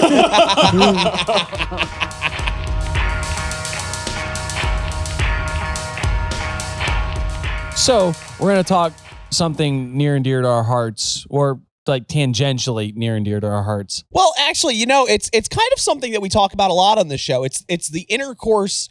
Intercourse. We talk about intercourse a lot on the show. No, it's the intersection of two very different topics. We've kind of made something that we are interested in on this show. Satanic panic and odd subcultures. Yeah, that's fair. Yeah. Okay, It's so a good Venn diagram right there. giving the broad strokes for anyone who has never heard of this, the Memphis Rap Sigils is a collection of early 2000s mixtapes from the Memphis area, mostly of the horrorcore genre of rap. If you're unaware of what horrorcore is, Shame on you. yeah, shame. If you've never heard of people like 3-6 Mafia or D12, Hollywood Undead to a lesser extent. For saying that There's always one person that's the bad person in the genre. But what do you mean I can't be spooky and also like Fago? That's fucked up, dude. But it is literally what it says on the tin. It's it was a form of hip hop that used the aesthetics and overall vibe of like serial killer slasher movies, to a lesser extent, like Satanism, occultism kind of things. Yeah, there's a little bit of that. And some of that has actually gone into prominence with some more mainstream people, but a lot of that is built into playing into that Illuminati fucking, oh, look, they covered their right eye during the music video type bullshit. But these particular mixtapes, which there's most lists have 8, and they all sort of agree on what those 8 are, but depending on where you look and who you talk to, it can be smaller or larger. The idea is that these tapes were part of satanic sacrificial rites in which you would murder someone and record it. You would then take the audio and sample it into your hippity hop song in a almost unrecognizable form. Yeah. To complete in the method of a sigil, right? It's obfuscation of that process. You would then possibly record the song, like record the vocals in the same area where you killed the person, or sometimes they say with the body. And the idea is that you would charge the tape. Then some of them even specify it's like the specific magnetic tape of cassettes were able to hold the particular charge of this energy. Which itself is already a sort of paranormal occult thing, that there's a large belief in the power of particularly like outdated media as being able to hold, I guess, spiritual or metaphysical energy, power, whatever spooky word you want to put in here. I was listening to something earlier today that talked about stone theory, where it's like stone tape theory, where it's like that stones, like literal rocks, are able to hold impressions, and that's where like ghosts come from, because when a place is haunted, it's because the actual rocks and stone and earth around the area actually holds onto it. Oh man, you imagine dying and you're trying to float up to heaven or whatever, and you get stuck in a rock. Shit, there was quartz crystal in this. Now I'm stuck. I've just been yelling at my fucking igneous rocks outside all day, and they don't do anything. I paid $20 for this fucking pet. All he does is sit there. I piss on him. He doesn't do anything himself. Putting all of my bad vibes into my pet rock until he becomes sentient and tries to kill me. It's like Chaos from Sonic Adventure 2. You just throw it against the wall. It turns into a dark rock. Dark rock. It turns into a broken pieces of rock, or a broken piece of wall, I guess.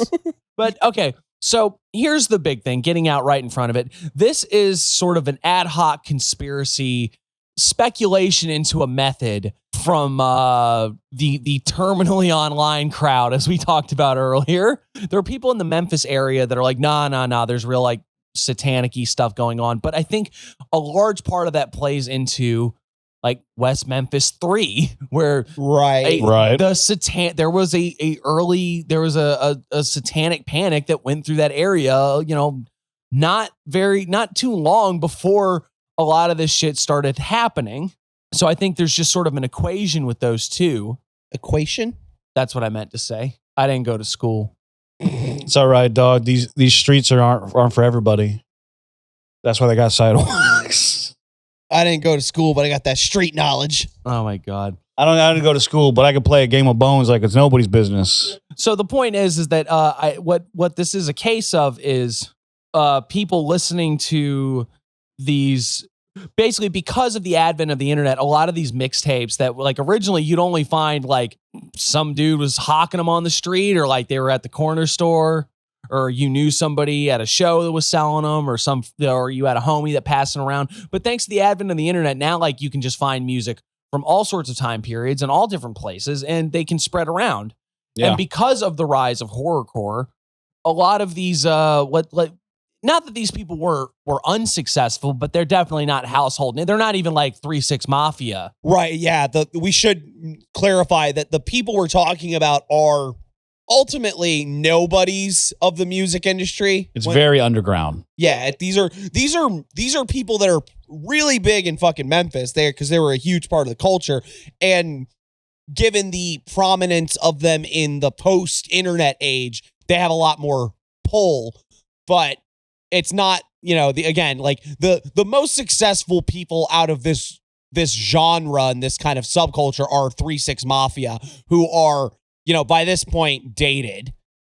And also out of the 8, 3-6 Mafia is not on this list. No, yeah, they're not anyone included in it. The people are far more underground. Three Six Mafia should probably have its own episode just because of the insanity that is like that group. Oh God, right? Yeah, but this is in a different vein of like again, underground occultism derived, almost like ARG at the time. Right. That's actually a great way of this putting was it. almost like, and a lot of the theories and stuff that propped up around this were probably people that weren't taking it like super duper seriously.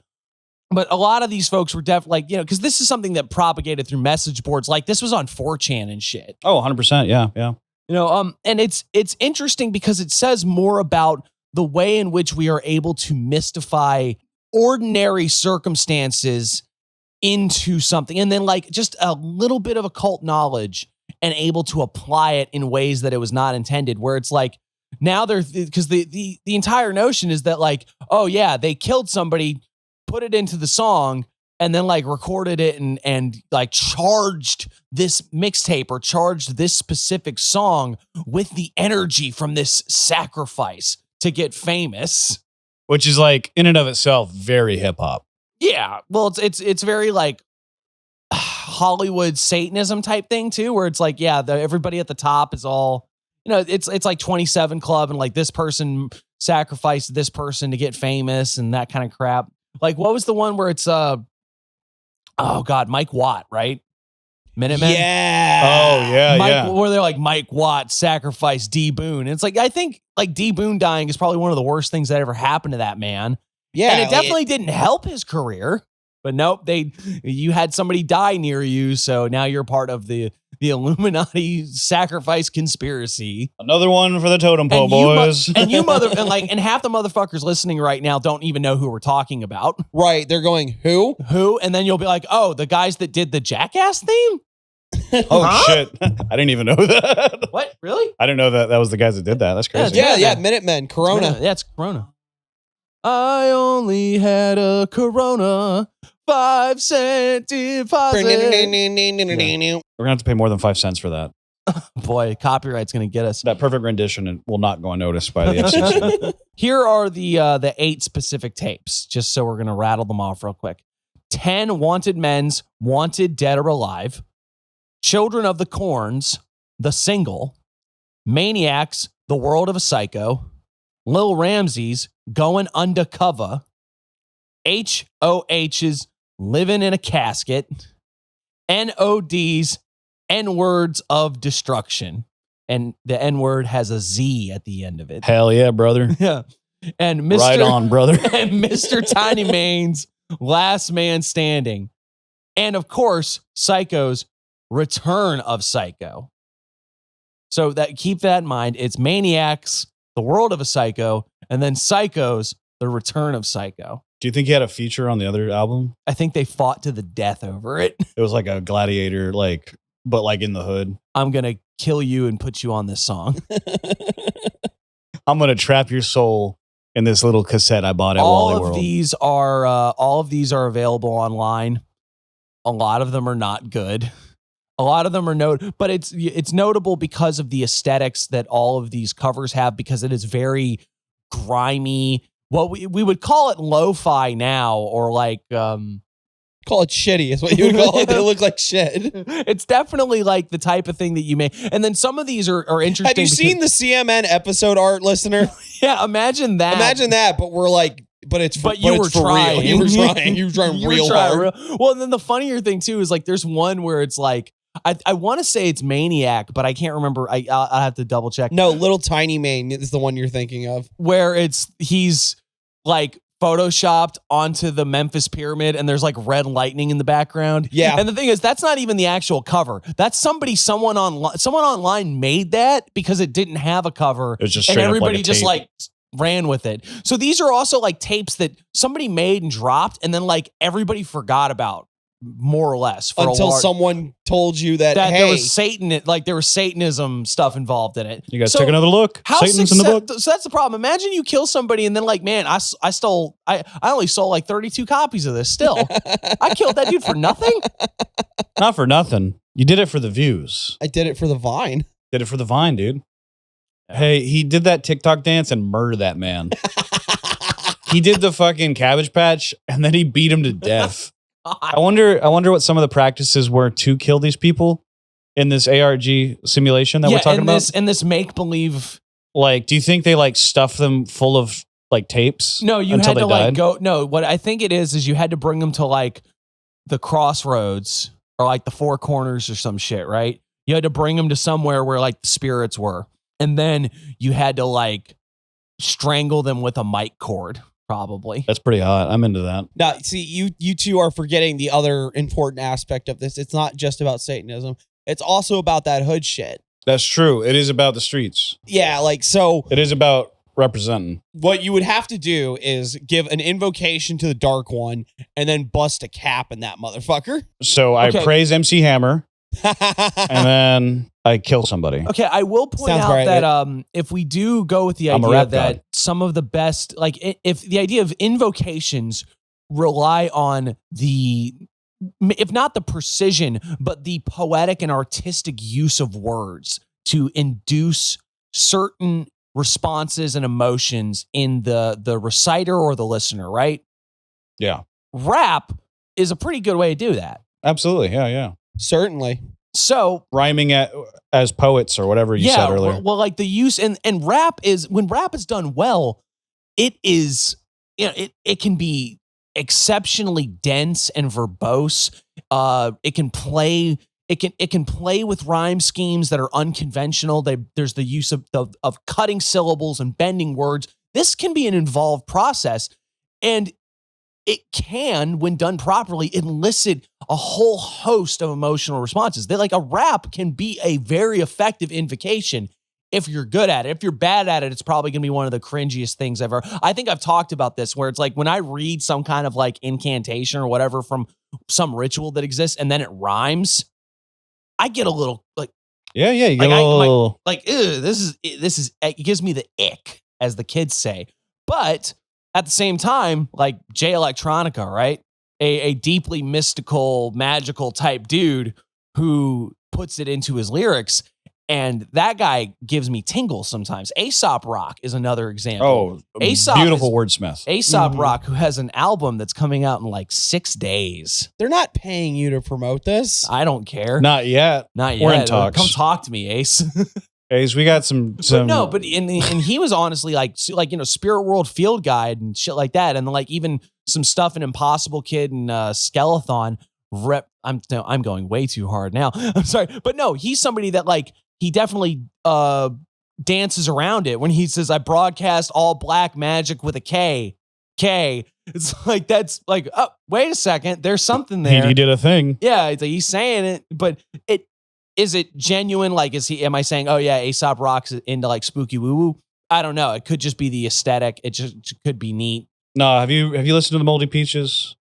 Have you seen the people he hangs out with? Have you seen how he looks? That man's made of He magic. definitely got a wizard beard now. So, but that's an example of like that. That's a man who his use of language is magic in and of itself, and the craftsmanship that is put in it to elicit almost precision responses and stuff that is like so dense that it can easily go right in and infiltrate, and you don't even realize what he's saying. You got to pull up the lyrics.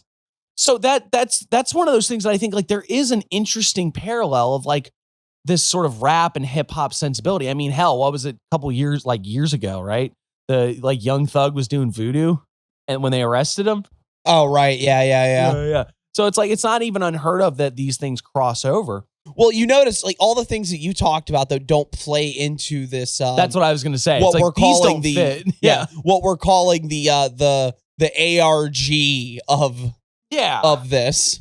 Where instead what this is like arguably some piss poor mixtape. Like, some of them are good. I think if I had to say which one's probably the best in terms of like professional quality, maybe Children of the Corn. Yeah, I like the Children of the Corn album. The single's pretty good. Overall, that's probably the best one, I think. Yeah. There are two distinctly magical aspects of this sort of thing that I think are interesting, but have almost no practical use because of what they're involved with, right? The method of recording something and, you know, kind of obliterating it into a piece of art of some kind is something that's not uncommon. William Burroughs talks about that, you know? Right. That's cut ups, you know, that's the idea of, and sigils in general go into that process too, of like taking something and then breaking it down to the point that it goes past the conscious apprehension. Instead, you're just dealing with the parts and pieces of it, the abstraction of it. Oh, I can do you one even better with that. I mean, with hip hop and rap production as a whole, there is consistent plunderphonic, like ideologue things that are happening when you sample other people's music to make these beats and production elements and stuff like that. There's parts of beat making that people sometimes sample things because of where they come from, not even how they sound. Right. And you're completely right. I hadn't thought of that, but you're completely right. Like this idea isn't even something that we can, it's not even something that has to necessarily stay rooted in its occult sort of background here, because it is actually a part of the culture of hip hop to begin with. That's true. That it starts on the basis of taking things that already exist and rendering them into a new form. Mm-hmm. The transformative process of sampling. Yeah. Which in and of itself, when it started, when sampling was like first concocted as like a medium, those plunderphonic albums, I can't remember who that guy that started that stuff, but the whole point of it was finding repetitious points in music and then accenting those said parts, figuring out where the loops were. Yeah, to broaden and make those things different. Yeah. Like you said, I guess we're kind of going in circles on the transformative essence of it, but there is, I mean, that's at its core. A lot of the backing tracks and a lot of like what we see in hip hop today is from that, comes from that beginning sensibility. Yeah. Right, and to a lesser or greater extent in contemporary hip hop, where a lot of it has moved away from the sort of sample heavy based aspects of production. A lot of it's simply because of the horrible state of copyright that we're in. Hey, you know, that's the unconscious theme of this episode too, copyright, right? We've talked about quite a bit. But very true. In this sort of area where we're dealing with the fact that like you can get sued for something that sounds like another song, even if it's not actually in any major conceivable way the same song, you know, like the Robin Thicke, Marvin Gaye lawsuit. Were you inspired by this? Yeah. Right. You took inspiration. You gotta pay. You gotta pay. Hand you me were some inspired. My music made you feel something. Give me money.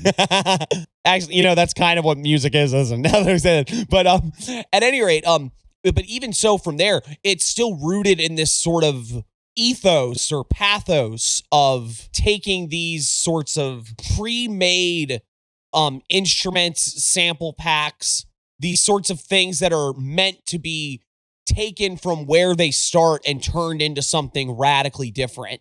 So that's a really interesting idea to play with magically, but it falls apart when you start looking at it in the magical standpoint, because like, what is the idea of, like, what are you trying to accomplish when you take a sigil, you know, when you take a phrase of intention and turn it into a sigil, right? You're trying to, you know, obfuscate this, but it's with the idea that this intention is going to work its way to things. How does that function if the idea is I took the recording of someone getting murdered? I don't know. Yeah, what's the gain there other than like cred, like cool guy cred? Well, I think cool? that but that's where it goes into like the sort of satanic idea, which is just there is this notion in like this sort of infernal dark forces sort of thing of like killing somebody and getting their life essence is like something that you can transmute into doing. And it's like, I guess we could always make the argument that like, yeah, there's practices that do rely on animal sacrifice and things like that. There's things that hint at human sacrifice as thing, you know, and human sacrifices were parts of religious rites in other cultures for a long time. So that idea is sort of kicking around in a cultural sense. Right. The thing that I always go back to with magic, and then this is when people talk about like blood magic and edgy bullshit like that too. It's like, I'm not saying that it's bullshit like it doesn't work or whatever. There's easier ways. Yeah. We can go to FetLife like right now. Well, you call it Vampira. Get Vampire on the phone. But yeah, I mean, that's exactly what I'm saying when I say like they have like no practical purpose. Like I can't understand beyond some sort of idea that if you kill somebody and you record it and then make it unrecognizable, it's gonna work how a sigil works, I guess. Yeah. It's like combining two sort of unrelated magical ideas into one thing. Right. And this is when we get into the idea of satanic panic and that, like I said, a lot of the folks that were playing around with this idea, they weren't taking it seriously. And the people that were taking it seriously are probably people that lack the bedrock of actual occult knowledge to make something sensible out of it. Well, yeah, they're probably Illuminati reptilian types. Yeah, that's the bigger issue. And then when you look at some of the more outlandish parts of this, like the Memphis Pyramid having stuff to do with it. Oh, and for the record, there's a YouTube video talking about the Memphis Rap Sigils that is by Jack the Artisan, the phenomenon of the Memphis Rap Sigils. That's what got me down the rabbit hole on this. And I highly recommend you going and watching that to get a more deeper dive. But that's from somebody who isn't an occultist. That's from somebody who's looking at this as art. As a spooky woo-woo, a lot of this it's neat conceptually, but it's just kind of silly. And it's definitely stuff that like most, if not, like we're talking 99.999% of occult practitioners would never think of anything like this in their life. This is almost the type of thing that you come up with when you just sort of know Hollywood occultism, and that's sort of the idea of like horrorcore, where it's like, it's relying on horror trope aesthetics, where it's almost like this sounds like the kind of rumor or sort of lore that you would pass around in your circles to sell, like this idea that you were a spooky, powerful Satanist, or you were involved with infernal forces. Oh, yeah. This could be the plot to like an A24 movie. You know what I mean? Oh yeah. Oh, and then like hearing I'll bring this up. There's parts that are like the old ones are living under the Appalachian Mountains, and somehow that links into this. So people kind of put what they want on this, they go whatever degree of crazy they're into on this, where some of it is just the idea that like, well, there's spooky, weird shit going on in Memphis. And to keep in mind, at this time, I think I said early 2000s, but like, 90s into early 2000s, Memphis is a bad place to be in a lot of ways. I mean, it's still a bad place to be. But I mean, truly, the crime, like just violent crime, was off the chain. Nobody had cell phones. Oh, yeah. Like beepers were the things. Like if you're gonna get jumped on the block, like there was a lot of violence going on, especially in the inner cities. Like the inner city, the urban community, the black neighborhood, stuff like that. Like it was a bad time, and a lot of these guys, as was pointed out in other videos talking about this subject, these were guys that were using their art to try to deal with and understand the incredibly violent and somewhat hopeless situations that they found themselves in. And that their art reflects that. It reflects a lived experience. Part of that was the relating it to the sort of horror movie icons and stuff like that.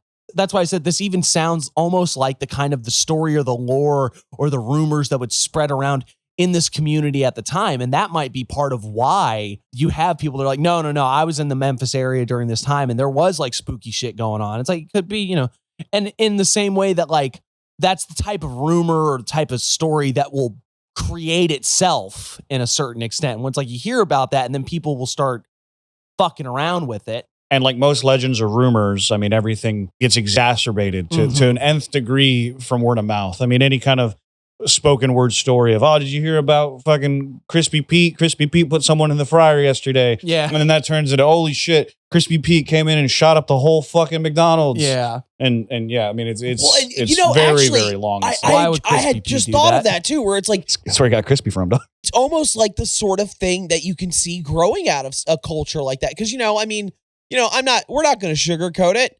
A lot of the people that are aspiring to do hip hop music, especially at that time, were also like violent criminals, you know? Yeah, no, you're absolutely or right. if they weren't themselves, they knew somebody, they were in the community and stuff. So it kind of makes sense. You're like, oh yeah, you know, Crispy P, he ran with the fucking Children of the Corn and he shot that dude.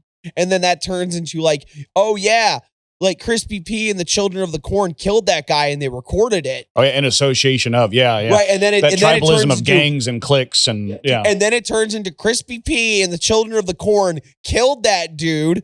That way they could record an album that's going to have his soul trapped in it and sell 15 copies. It is an interesting myth.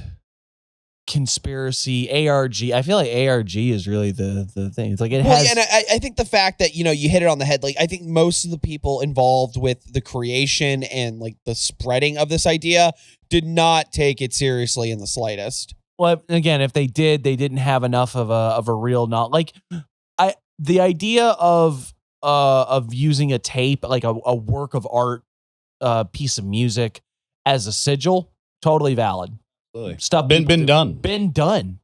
I believe the entire concept surrounding it, as far as the Memphis Rap Sigils of murdering someone and interpolating the sounds of you killing them into the tape itself, it falls flat under scrutiny. It probably never happened, and it damn sure didn't work. No, because how many people you know are still blasting, going undercover? Well, let's get a little meta though for just a split second. Imagine though that their plan all along was to get 3 Magickers talking about it on a podcast in the year 2025. Like now we're gonna really blow up. See, if you take Children of the Corn's the single and you play it backwards, you get to hear the Children of the Corn as they stomp a man to death saying, yeah, man, in the year 2025, 3 people on a podcast are going to say that this was a dumb idea. They played the long game, and honestly, they won. Fair point. Game is game. Game recognizes game, and I see you, Sneaky P. I like the long-going bit, by the way, listener, is I haven't said a single name of any of these people because I refuse to. Because they're murderers, and I don't condone that. I think Sneaky Pete's a prospector, actually. I think that's a Toy Story No, reference. that's Easy Pete. Oh, that's right. From New Vegas, yeah. Oh, yeah. No, that's Easy E from NWA. Is he in this? No, man, he had AIDS before this. Yeah. Ooh. They did record him dying, though, and put it on that song, No Vaseline. Because they fucking killed him with that song. Wow. God damn it. Oh, man. Wow. Shout out to Easy. I hope you're doing all right wherever you're at. You're not dead. We know that. You're still out there. Still out there. Still recording. Waiting. Does anybody have anything to add? I guess we're wrapping it up here. I would like to say this about music. It is a beautiful medium that traverses time and space. And I don't think there's anything else that you can do better on a Saturday or Sunday night this next weekend than to play this podcast episode and one of these tracks that we'll put in the description concurrently in loop, and you'll reach an enlightenment that you've never had before. Yeah, you'll reach the dark horrorcore enlightenment. You'll look at yourself in the mirror and go, I am a juggalo.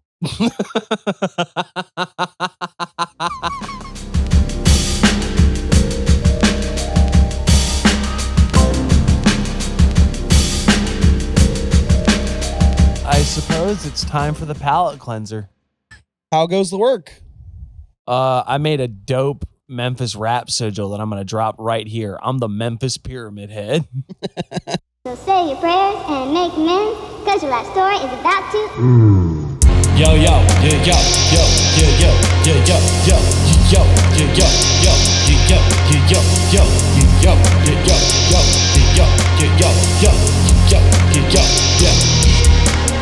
From the sneakerhead, you have heard the heart of darkness. Speaker for the dead, it's a Orson Scott card trick. Your mark of the beast, got a Matthew, Luke, and John.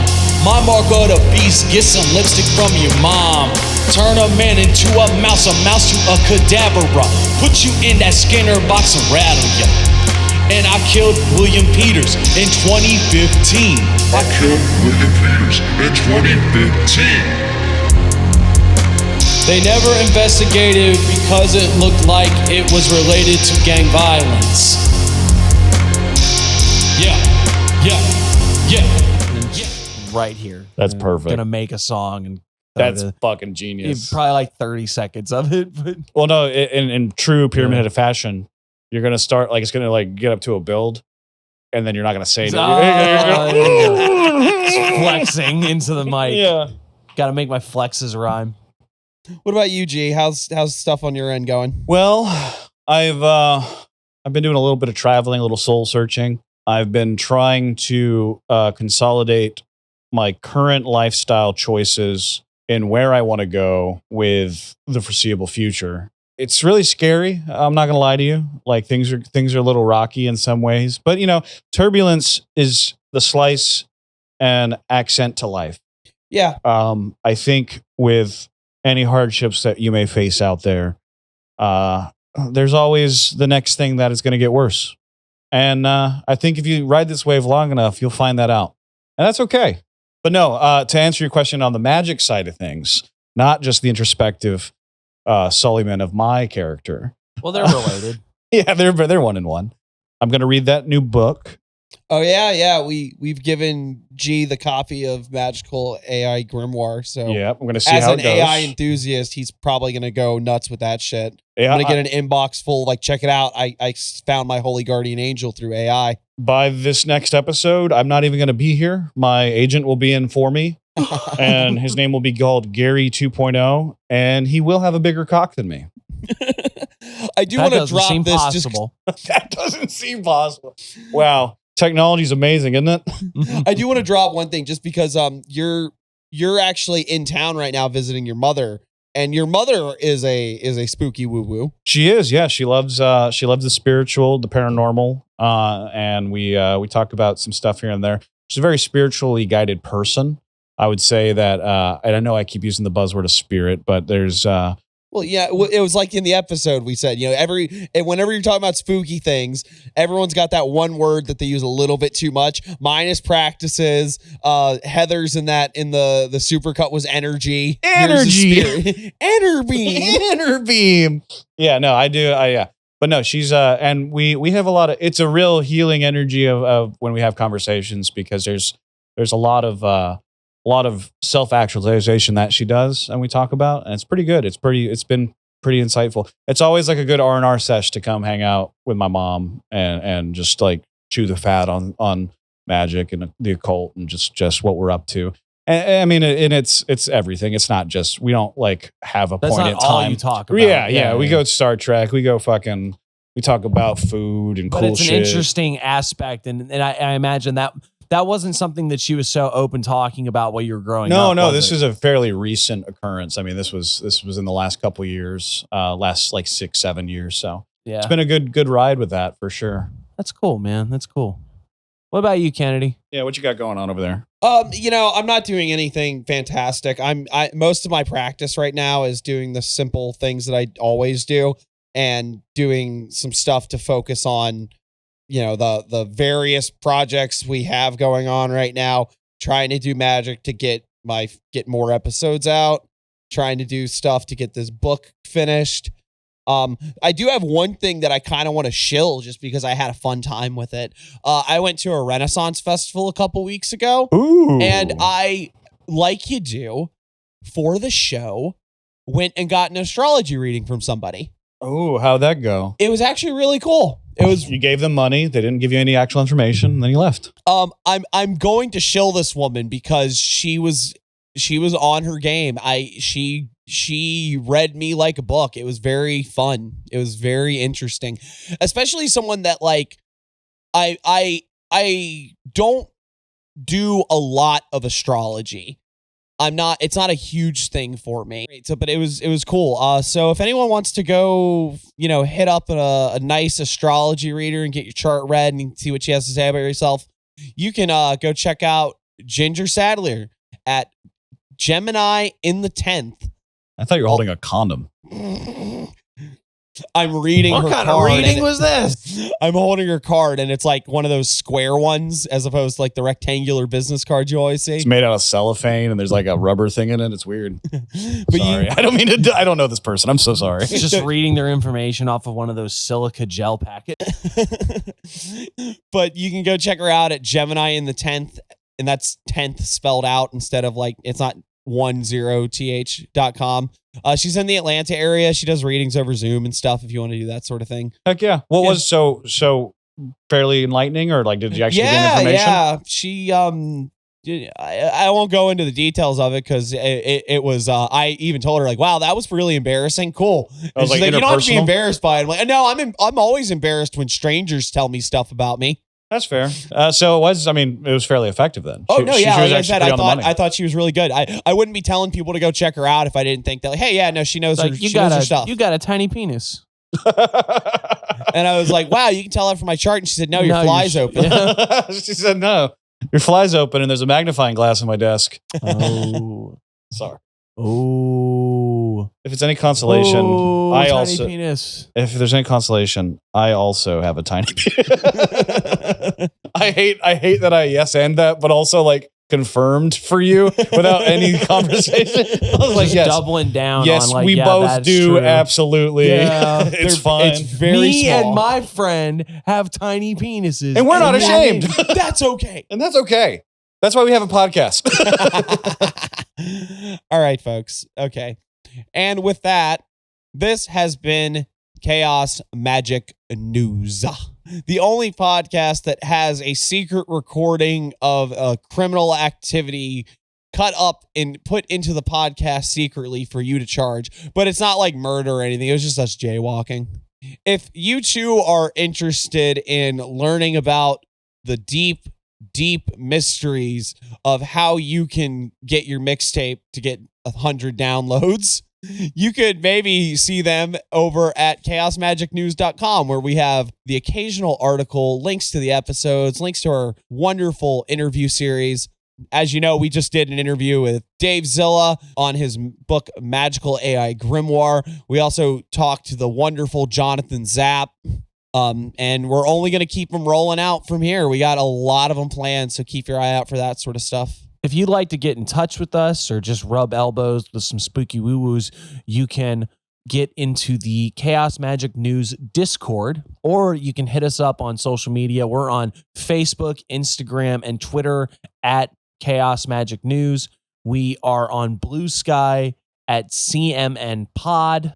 And if you enjoyed this and think, you know what, these guys are pretty cool. These guys know what they're doing. Ain't nobody saying that shit ever. No one's saying that. But if Not on this episode. But if you would like to, you can go over to patreon.com/Chaos Magick News. And for the low price of $5 a month, you'll get extra bonus content. We've got our Occult Iceberg that we're finishing up soon. We've got full watch-alongs for the various reaction videos that we're posting on the YouTube now. We got another one coming up after the Women of the Occult one, so be on the lookout for that. And also, you get the most precious gift of all, our thank you, right here as we read your name. Thank you, Liz. Thank you, Local. Thank you, Cios93. Thank you, Pope Loki Satyr the 23rd LLC. Thank you, Obsplek. Thank you, Coco. Thank you, Alexander. Thank you, Acolyte 1 of the Ice Magic Meditation Society. Thank you, Curse T. Thank you, Fyodor Krasny. Thank you, Venus Christ. Thank you, Tent Athena. Thank you, Bearded Vegan. Thank you, Tremov. Thank you, Tangy Darling. Thank you, DD Destruction. Thank you, Toziel Obscurus. Thank you, Lavender Ghost. Thank you, Tommy Kelly. Thank you, Clodivs. Thank you, Cyrenix Flux. Thank you, Eric the Wizard. Thank you, Marcio Mendoza. Thank you, Archaic. Thank you, Michael Lamara. And thank you, Aaron.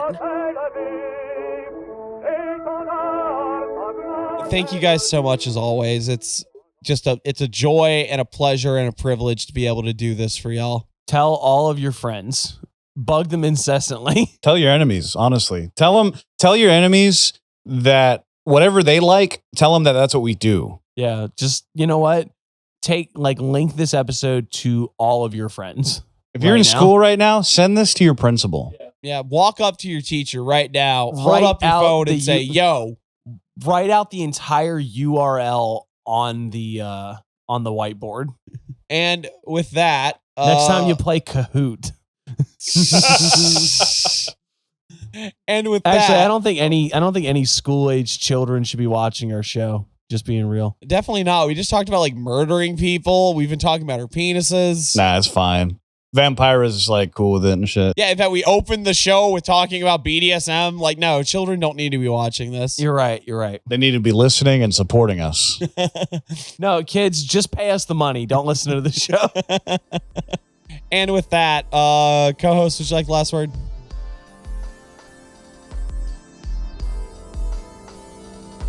Man, look at that flex. Damn, dude. Save some fucking for the rest of us. All right, folks. Thanks for listening. We'll see you next time. Bye-bye. Bye.